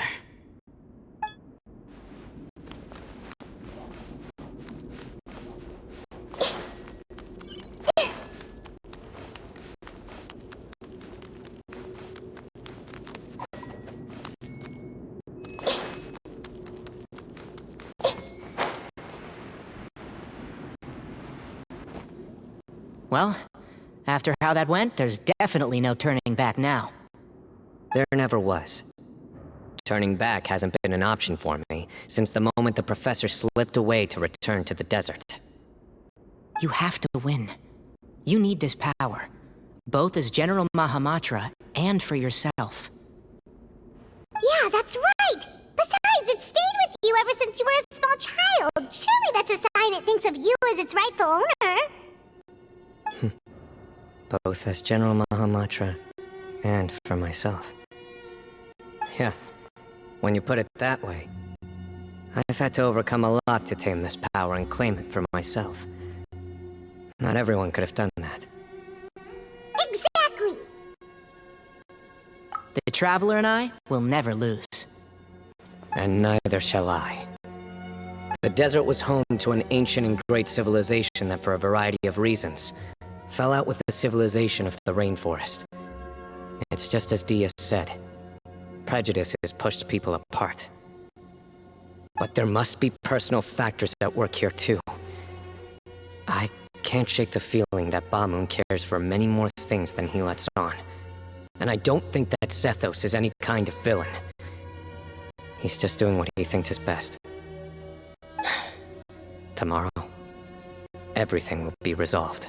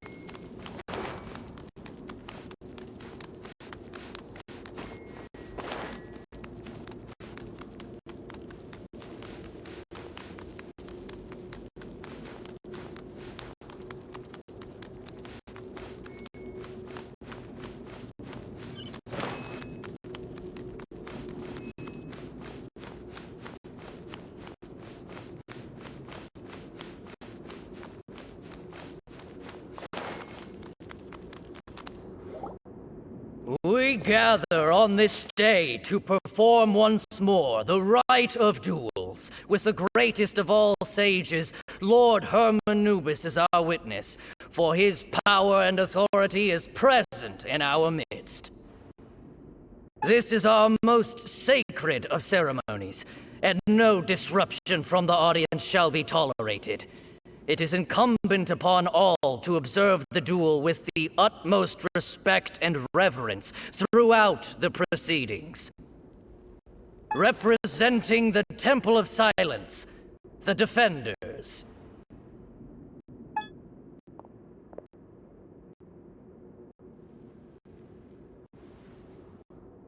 Grandfather, you're here. A rite of duels after all these years. I am surprised by your decision, Sethos. I know what I'm doing, Grandfather. Just leave it to me. Representing the Academia, the Challengers. Ready. We will fight to have our voices heard. Warriors, take your positions and decide on the order of battle. We come not to debate what brings our challengers here, nor what will become of the defeated duelists. Duelists, the might of Hermanubis himself is at stake here. Now, fight. Fight until the rightful victor is proclaimed! Huh? Are you sure? I agree. He's very strong. Sending him out first will definitely intimidate the opposing side. Okay, then you're second. Sure. We have decided. So have we. Let's begin. Duelists of the first bout, please step forward.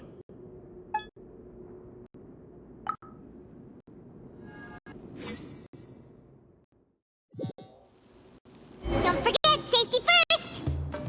Hey, you there! You better play nice with them or Paimon will make you regret it! Little bit too much chatter from the audience over there.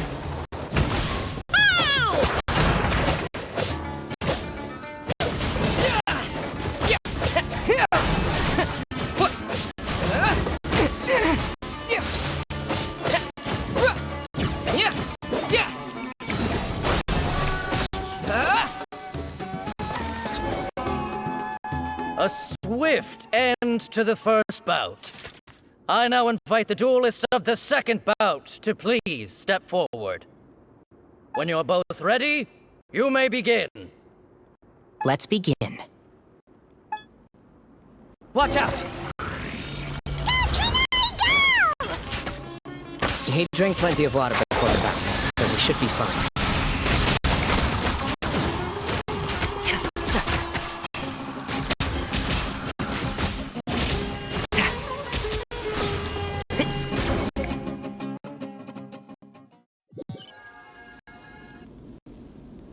Thus ends the second bout. We will now move to the third bout. Duelists, please step forward. I'm ready. So am I.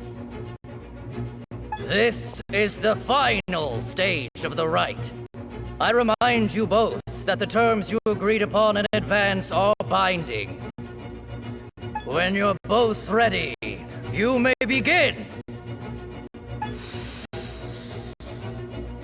I am Sethos, vessel of Hermanubis, grandson of Bamoon, the leader of the Temple of Silence. For many years, we have kept our covenant with Lord Hermanubis by guarding the secrets of King Deshret. And even in our darkest hour, when we could not see a way forward, we chose not to abandon hope, but to embark on a brave new experiment so that we might prevail. We earnestly sought Lord Hermanubis' wisdom and power, longing to see his spirit and his light descend upon us. Now, I will fight to become the rightful wielder of that power! I am Cyno, General Mahamatra of the Academia, student and successor of Cyrus, the Sage of Spontamon. I fight in defense of my power, my professor, and my nation. And you, I think you left some things unsaid. This is a sacred duel, and Hermanubis is watching. So bare your soul.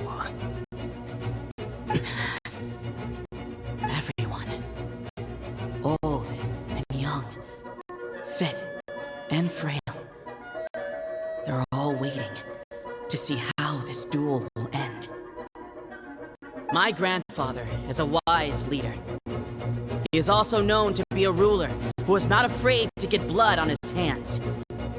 I understand his beliefs well, and I know what he expects of me. But our faith has held us back for too long. After I grew up, I went to the rainforest once, and I saw for myself the people of the city. Times have changed. The people of Sumeru are happier and more free now than in the past. I thought about this as I stood at one of the tallest points in the city, gazing down at the streets below. Then I thought of you, Cyno. You and I both wield the same power, but the lives we lead could not be more different. Each Ba fragment of Hermanubis stands for something different. Might, glory, and one of many other secrets that have yet to be revealed. I once thought that the nature of our fragments must be what makes us so different from one another. But maybe it's that you've found your answer, and I am still searching for mine. I am more than just a warrior. I am my own person. Exactly. The name Hermanubis has left its mark on both of us, shaped the course of our lives. We are his vessels, and yet we are more besides. So show me your answer, Cyno. Show me I can be more than my faith, more than the power I wield. Show me the person I can become!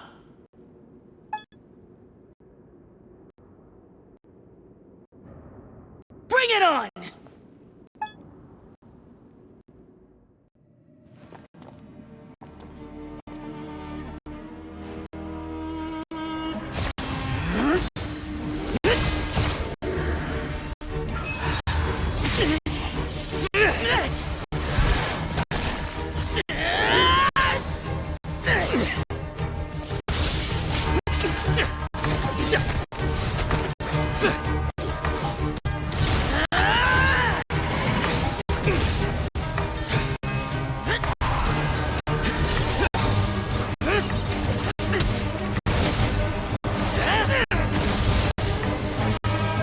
All you've got?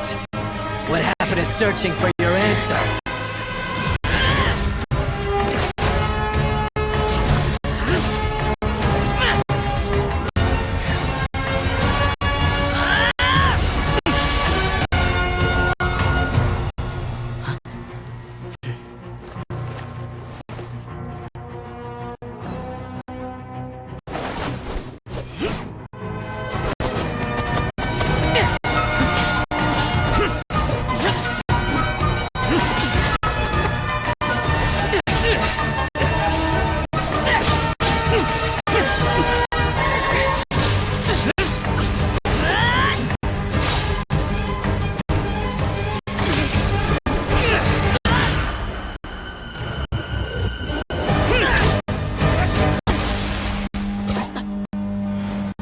Fight's over. Do you yield? You won. Well then, looks like you found your answer.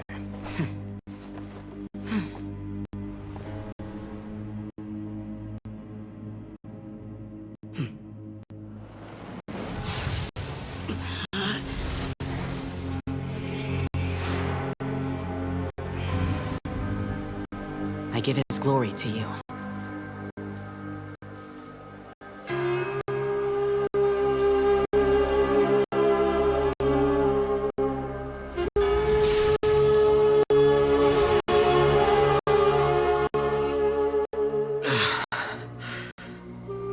I've seen that light. That is the light of our Lord, the great Hermanubis, priest over all other priests. His spirit dwells within that lightning, and his will lives on. Once a warrior of Tynar, he emerged from the barren desert sands to serve the god king Al-Ahmar. After the death of the god king, Hermanubis gathered his followers and the Tynarian priests and led them to the city of Tula. There, they founded the Temple of Silence, and from that day forth, we became stewards of all knowledge that survived from King Deshret's civilization. Barely a century passed before war ravaged the desert. One by one, Eremite leaders took up arms against each other in battles that would devour what little remained of their civilization. Only the wise city of Tula was spared under the guiding hand of the Tynarians. But peace did not last. Coveting the knowledge of King Deshret, the beasts set their eyes on Tula. The king of Gurabad laid siege to the city and ordered the sages to surrender to him the Temple of Silence as proof of his victory. The ruling elite colluded with their oppressors, betraying the temple so as to hold on to their rule over the city. They declared that the knowledge guarded by the temple was the true cause of corruption. These were dark days, and we faced enemies on all sides. Our Lord had long since exhausted his strength, keeping the forbidden knowledge introduced by King Deshret at bay.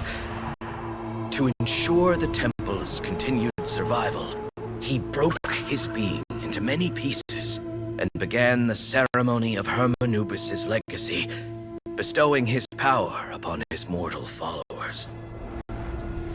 With this power, the temple was able to defeat the tyrant's army. Yet, we were not hailed as heroes. Strange and unfamiliar as this power was, it struck fear into the people's hearts and drove them to reject us. In the end, the people of the temple and the Tule Tula Tainarians left the city for good and made their way to the rainforest. What followed next was inevitable. The elite of Tule Tula fell and were decimated. War engulfed the desert. And we wandered from place to place, always in hiding, all the while keeping close watch over our secrets and staying true to our mission. Betrayal forced us out of the desert and into the forest. Then mistrust drove us from the forest into the desert once more. We have lived in exile for far, far too long. Yet, today, the Temple of Silence has borne witness to the glory of Hermanubis once more. Thank you.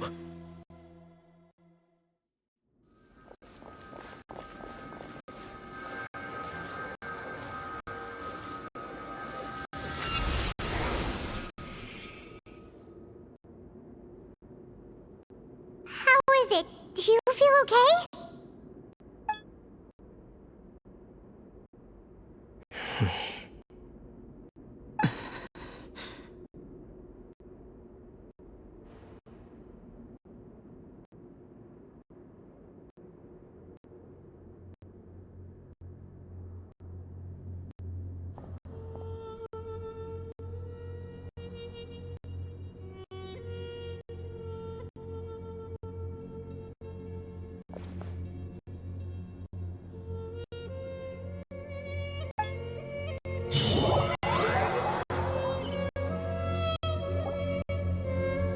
Grandfather.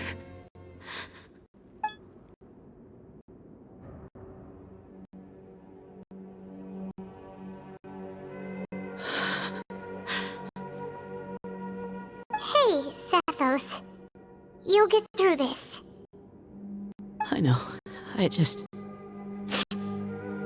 I'll miss him. I guess you were prepared for this. It's been a long time coming, huh? Yeah, he's been on death's door for a very long time now. I think it was only through sheer willpower that he managed to hold on to this point. At least, he was able to see this chapter come to a close before he passed. What's next for you? Per my grandfather's last wishes, the Temple of Silence should submit to whoever possesses the largest number of Hermanubis fragments. That entitles you to be our new leader, Cyno. But that's never going to work, as I'm sure you realize. I'm the General Mahamatra. I am needed back at the Academia. I did foresee this possibility, and I gave it some thought. The fact is, I know next to nothing about the staff, records, and environment here. As such, I am ill-suited to be your leader. Sethos, I believe the honor should go to you. Were it not for this duel, or indeed if you had other intentions, the Ba fragments would most likely be in your hands by now. I'm sure Bamoon never meant for anyone but you to be his successor. You really think so? I do. Still, I didn't think Bamoon looked very surprised by the final result. Perhaps he had an inkling that this would be the way things end. Well, in any case, since the Ba fragments are with me now, I guess I can call the shots. Sethos, I would like you to succeed Bamoon as the new leader of the Temple of Silence. You are more suited to the role than I, and I have complete faith that you will be an excellent leader. Just think of it as doing me a favor. But doesn't that render everything that we've been through up to now meaningless? No, it doesn't. This experience has allowed us to become friends, which means that the Academia and the Temple of Silence will become partners once more. That's a much bigger deal than you might think, Sethos. You said yourself, times have changed. You have to believe that things can change for the better here at the temple too. I will try. To be honest, I couldn't have asked for a better outcome. Actually, part of me wonders whether Bamun's intentions from the very beginning was just to create enough pressure to force us towards a duel. That way, no matter who won, one of us would have to surrender our Ba fragment, and the power of Hermanubis would be concentrated in one single person. Had you won, the Temple of Silence would have doubled its strength. And were I to win, he correctly anticipated that I wouldn't suddenly drop everything to become the leader of the temple, much less integrate the temple into the Academia by force. He knew that the temple's future would depend not just on the guidance of Hermanubis, but the support of the Academia too. So he made it his responsibility to ensure his successor would be free from the burdens of the past. His plan meant that whoever ended up succeeding him, they would have an easier time interacting with the Academia. With one single letter, he lured out the professor. No matter what happened after that, it would result in a net benefit to the temple. And here I thought the General Mahamatra wouldn't care for all these trivial details. You're absolutely right. Grandfather and I considered this from every angle. We had to find a way to mend our relationship with the Academia. In that sense, the right of duels was just a means to an end. Thank you for everything, Cyno. As a gesture of our gratitude, to those that you and Lesser Lord Kusanali deem worthy, I will grant the honor of access to the Temple of Silence for their pursuit of knowledge. The Temple of Silence has a wealth of information on King Deshret's civilization, more than any other organization in existence today. In times when you need information that only we can provide, we will be here to support you. But you must be exceedingly careful with your selection of candidates, lest you lead humanity to repeat the same mistakes. By the way, Tainari, my grandfather was so happy to see you. You are a descendant of the Veluka Shuna, and we are the heirs to the will of Hermanubis. The story goes that King Deshret chose the sage Hermanubis from among the Tainarians and appointed him as his familiar. He went on to fight many valiant battles with his Tainarian companions. They always stood by each other, from the founding of the Temple of Silence to the fall of Tuletula. The Tainarians who left Tuletula joined their human counterparts in the rainforest. A few centuries later, when some of the group returned to the desert, many of the Tainarians chose to stay and put down roots in the rainforest. In all likelihood, those were your ancestors. How fascinating. My father once mentioned that I was named after the Tainarians, but I never knew that my forebears had such a history with the Temple of Silence.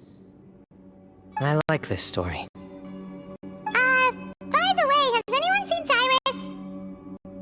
Yes, Cyrus. You'll probably find him in my grandfather's room. He wouldn't show it in front of me, but I think he still has many fond memories of my grandfather. If it's true that you and your grandfather really planned for everything to turn out this way, then I guess he didn't really resent Cyrus as much as he appeared to. Who knows?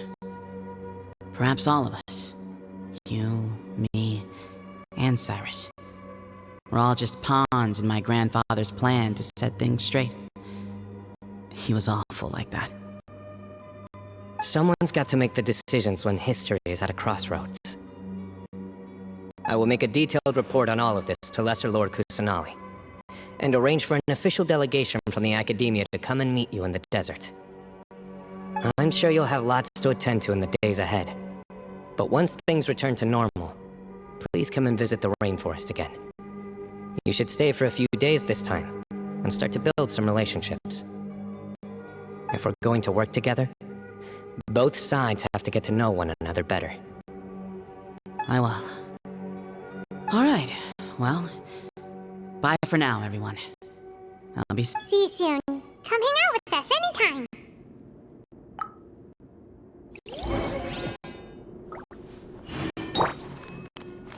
Hey! Did you see, Grandfather? Cyno chose me to succeed you as leader of the Temple of Silence. I will now serve in his stead. It's still early days, and I can't say that I know him that well yet. But after that battle, I now understand why he came here with a whole group of friends. Companionship means to trust and be trusted. Just like Cyno and his friends, we too will fight side by side and support each other in times of trouble. Grandfather, we did it. We achieved what we set out to do. From this day on, the Temple of Silence has the chance to work with the Academia once more. Real change, real opportunities. They are now within our grasp.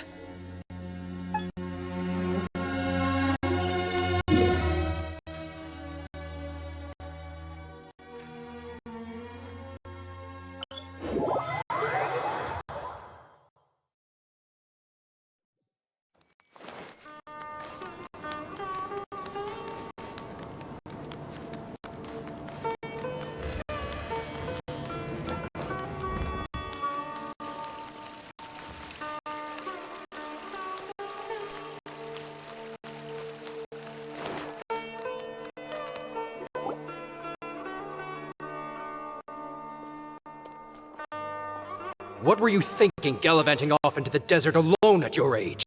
What if you take the bucket, You told not a soul what you were up to, designated nobody to handle your affairs, and left everyone scrambling frantically to try and figure out how on earth to clean up the colossal mess you'd made. Oh, please, will you stop your yelling? What other choice did I have? What do you mean, what other choice? Do you mean to tell me that after all your years of learning, and sagehood no less, the only idea you could conjure up in that white-haired walnut of yours was to shoot off into the unknown like some hot-headed 20-year-old adventurer? A one-man suicide mission, That's the best idea that one of the finest minds of a generation could come up with, is it? It astounds me that you survived the journey, and you're lucky that Ba Moon didn't finish you off when you arrived. All right. Honestly, the way you're going off on me, it's like you wish you'd been there to lend him a hand. Does it mean nothing to you that I'm your colleague and former classmate? I've got nothing more to say. What's the point of berating an old bag of bones?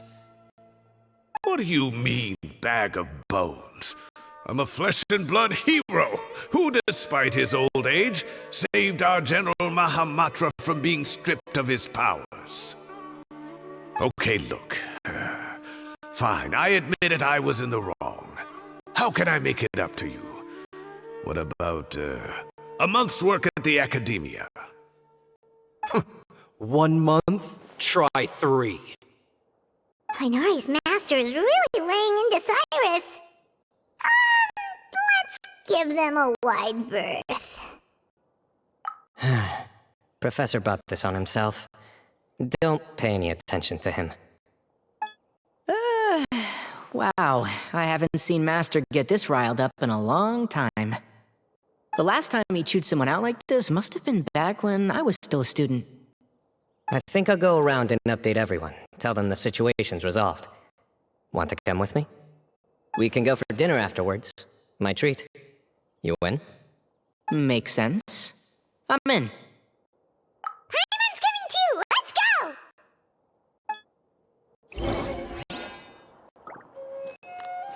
Everyone hold his... Never thinks he's getting a single day of free labor from me. He's got another thing coming.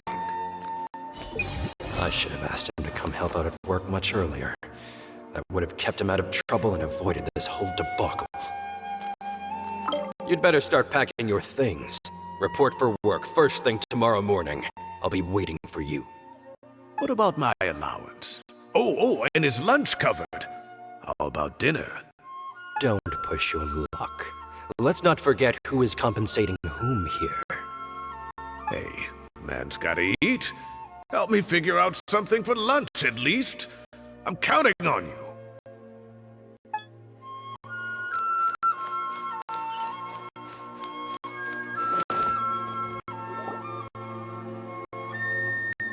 Hey, Kale.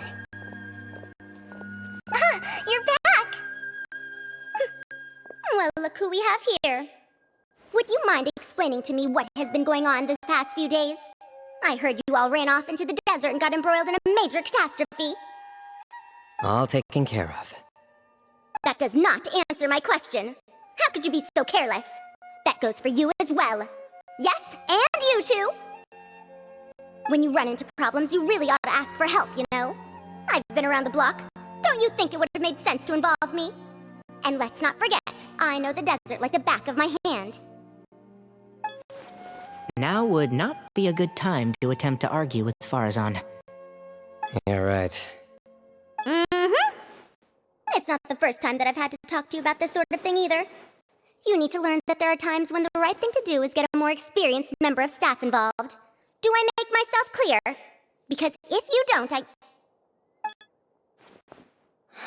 Kale, please do something. He's giving me the signal. All right, guess it's time to play my ace in the hole. Say, Madam Farazan, I can see you're pretty upset, but, I was just wondering, remember that time you offered to give me a tour of the academia? Does that offer still stand? Huh? Oh, wait, did I hear that right? Kale, you remember? Wonderful. Well, of course the offer still stands. Come on, Madam Farazan will show you around the old classrooms.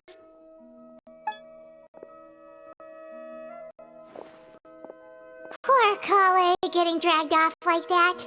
Also, check out Farazan acting like some sort of official academia tour guide. Kale! Cup! Huh? What? Oh! Right! What do you mean, cup? You need— Oh, it's nothing. Just Master's way of reminding me to stay hydrated while I'm out and about.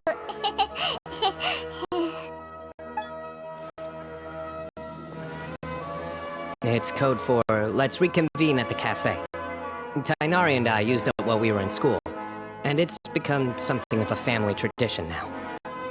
Oh, that's kind of fun. Mm-hmm. 2 people left. Let's bring them along too.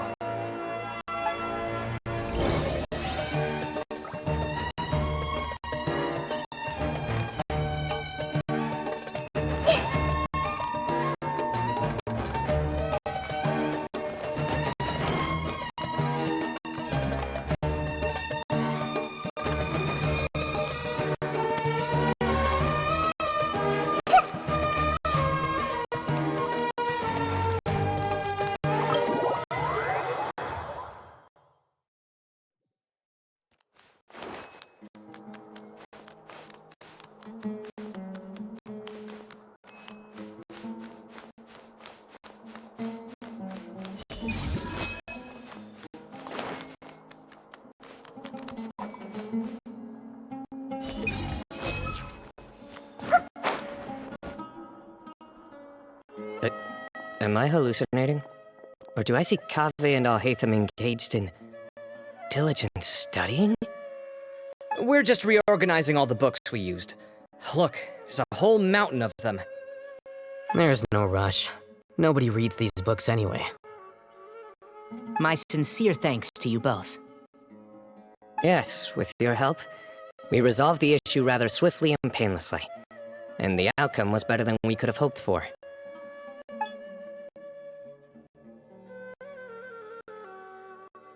I see. The Temple of Silence resorted to rather unique means of self-preservation. It explains how they managed to remain hidden for so many years. And it sounds like they managed to preserve a whole load of ancient documents as well. I'd love to go check those out if I ever had the chance. That day will come. The Temple of Silence is a hugely important organization, and we'll be sure to maintain good relations with them in the future. Now, as a token of my appreciation, I'd like to treat everyone to coffee. Sounds good. Yeah, sounds great. Although after the last few days, I don't know if I can handle another coffee. But I can just order something else. Sure. Let's go.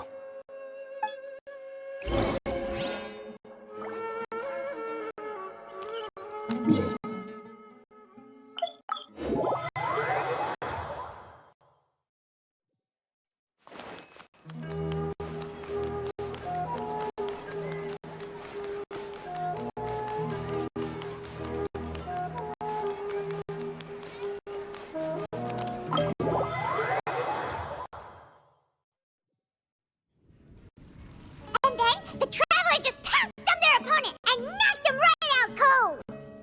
Then there was Tainari! He put up an amazing fight, too! We ended up winning all 3 bouts! Whoa! Part of me wishes I'd been there to see it, but I'd have been biting my nails off worrying about you guys. A truly edifying account of the events. Bereft of detail, but it has livened up the room all the same. Hey, Paimon included all the juicy details.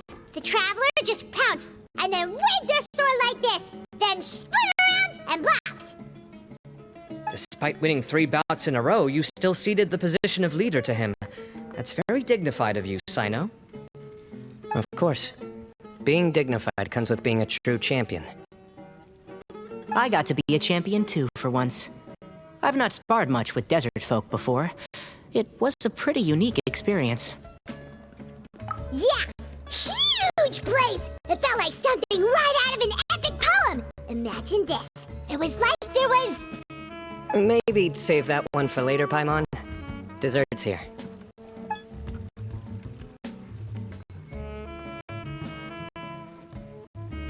I think that'll do me for today. Shall we stop off at the House of Dana again before heading home? We should probably finish putting all those books back. My thoughts exactly. See you around. I should get going as well. See you all later. Make sure you get some good rest tonight. I need to go say thanks to the Core 30 for their help. Also, Sir Nephis says he wanted to introduce me to some of the Academia's work processes. So, I gotta dash too. Kali's come a long way. She's much more confident at dealing with other people these days. Everyone's a work in progress. You never stop learning. Yeah, true.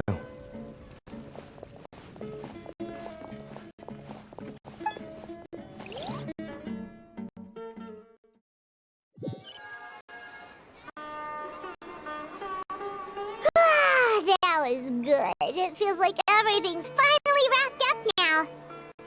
Life is all about these moments when you can finally relax and hang out with good friends after a job well done. And also, those desserts Cyno got, they were really good. Paimon definitely needs more of those in the future. Do you 3 have anything planned for the rest of the day? If not, would you come somewhere with me? That's a secret for now. Wouldn't want to spoil the surprise. Okay.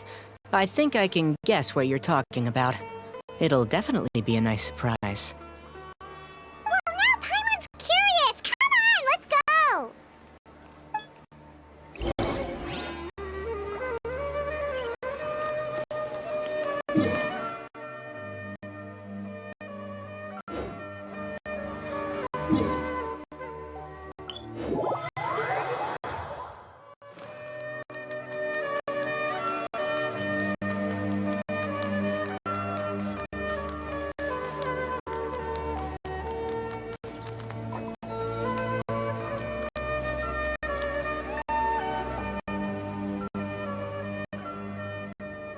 Been a while since I last made my way up here. Wow, look at this place! We're so high up! Need any help? As you wish. It's a nice spot, isn't it? What a great view! We're so high up, we can see for miles! Traveler. Turn around.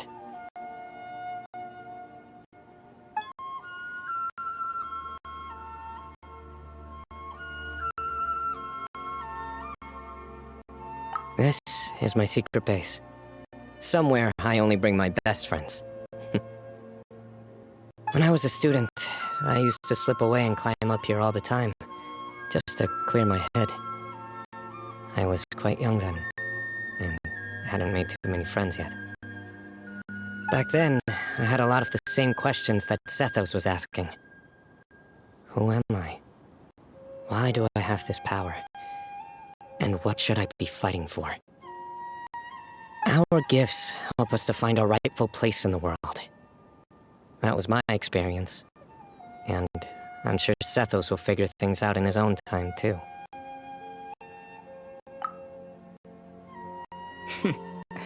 You two really are like brothers.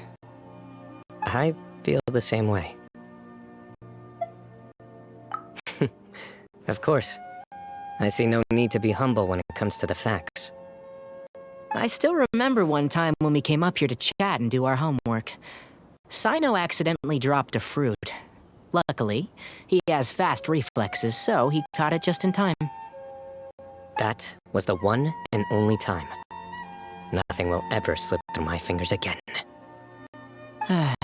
Those were good times. I kinda miss the student life. You know, Paimon really shouldn't be able to imagine Cyno doing something like that, but for some strange reason, the mental image is coming through clear as day.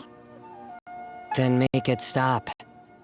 There's somebody there. It's Professor Cyrus. You guys carry on without me. I'll be right back. Okay. Hey, you're not supposed to jump down! Be careful!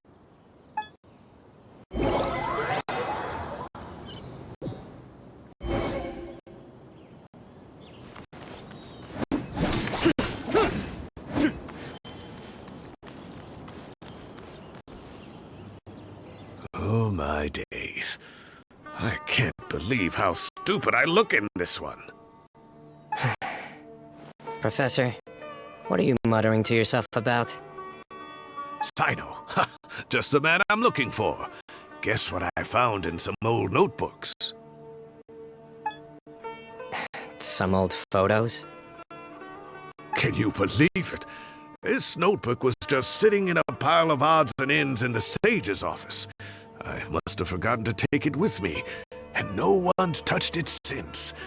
It was still right there. I was at the Academia earlier to discuss my workload with Nephis.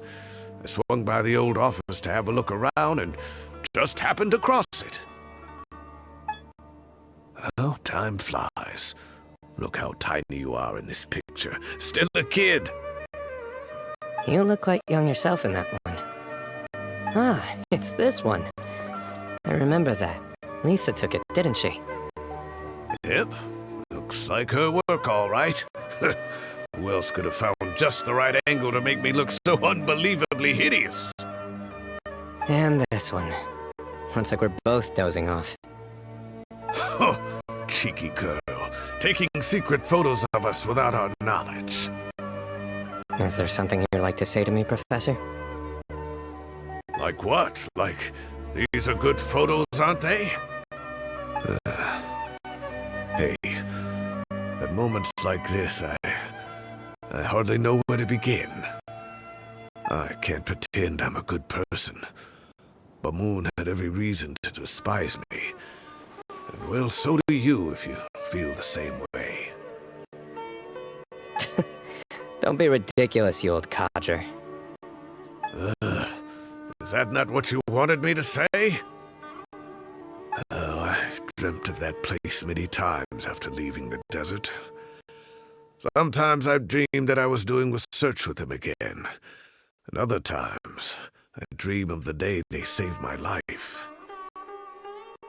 Oh, it was one of the happiest times of my life. We all learned so much from one another. You've matured so much over the years, I know. Since you're my professor, I should save you some face by not calling you out on all the non-answers you just gave. So, I will do the right thing and keep my mouth shut. Good thinking. Take your own advice next time. Seriously, why bully an old man like me? I thought heroes were supposed to be gracious. Hey, wait, how did I not notice this one earlier? Lisa strikes again. Just how many did she take? Look how cute you were when you were little. I remember how well-mannered you were back then, too. Yeah, and look how serious and professional you used to be. Oh, I can't compete with you anymore. First you get better than me at the deadpan jokes, and now you're besting me at those little quips, too. Don't say that. I still have a lot of respect for you. That's more like it. Hey, what would you say to meeting up with Lisa again sometime? I'd like that. Let's find a time and pay her a visit in Mondstadt.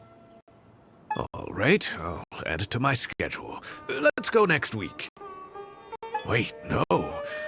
Next week is the tomato growing competition.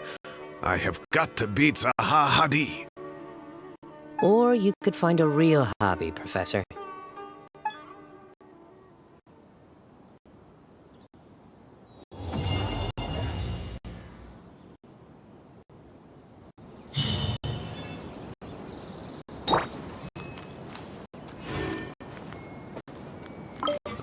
Time has passed too quickly. The children have all grown up. But it turns out grown-up kids are no use. When Nephis comes after me, Cyno still can't do anything to protect me. Oh, that boy. Great view today. This atmosphere calls for a joke out of left field, to catch the listener unawares. I can't treat my students like kids anymore. I have to admit, Cyno has matured far beyond my expectations. From now on, I'll just enjoy life as a retired sage. The future is safe in the hands of the younger generation. Joke. How do I make this a joke?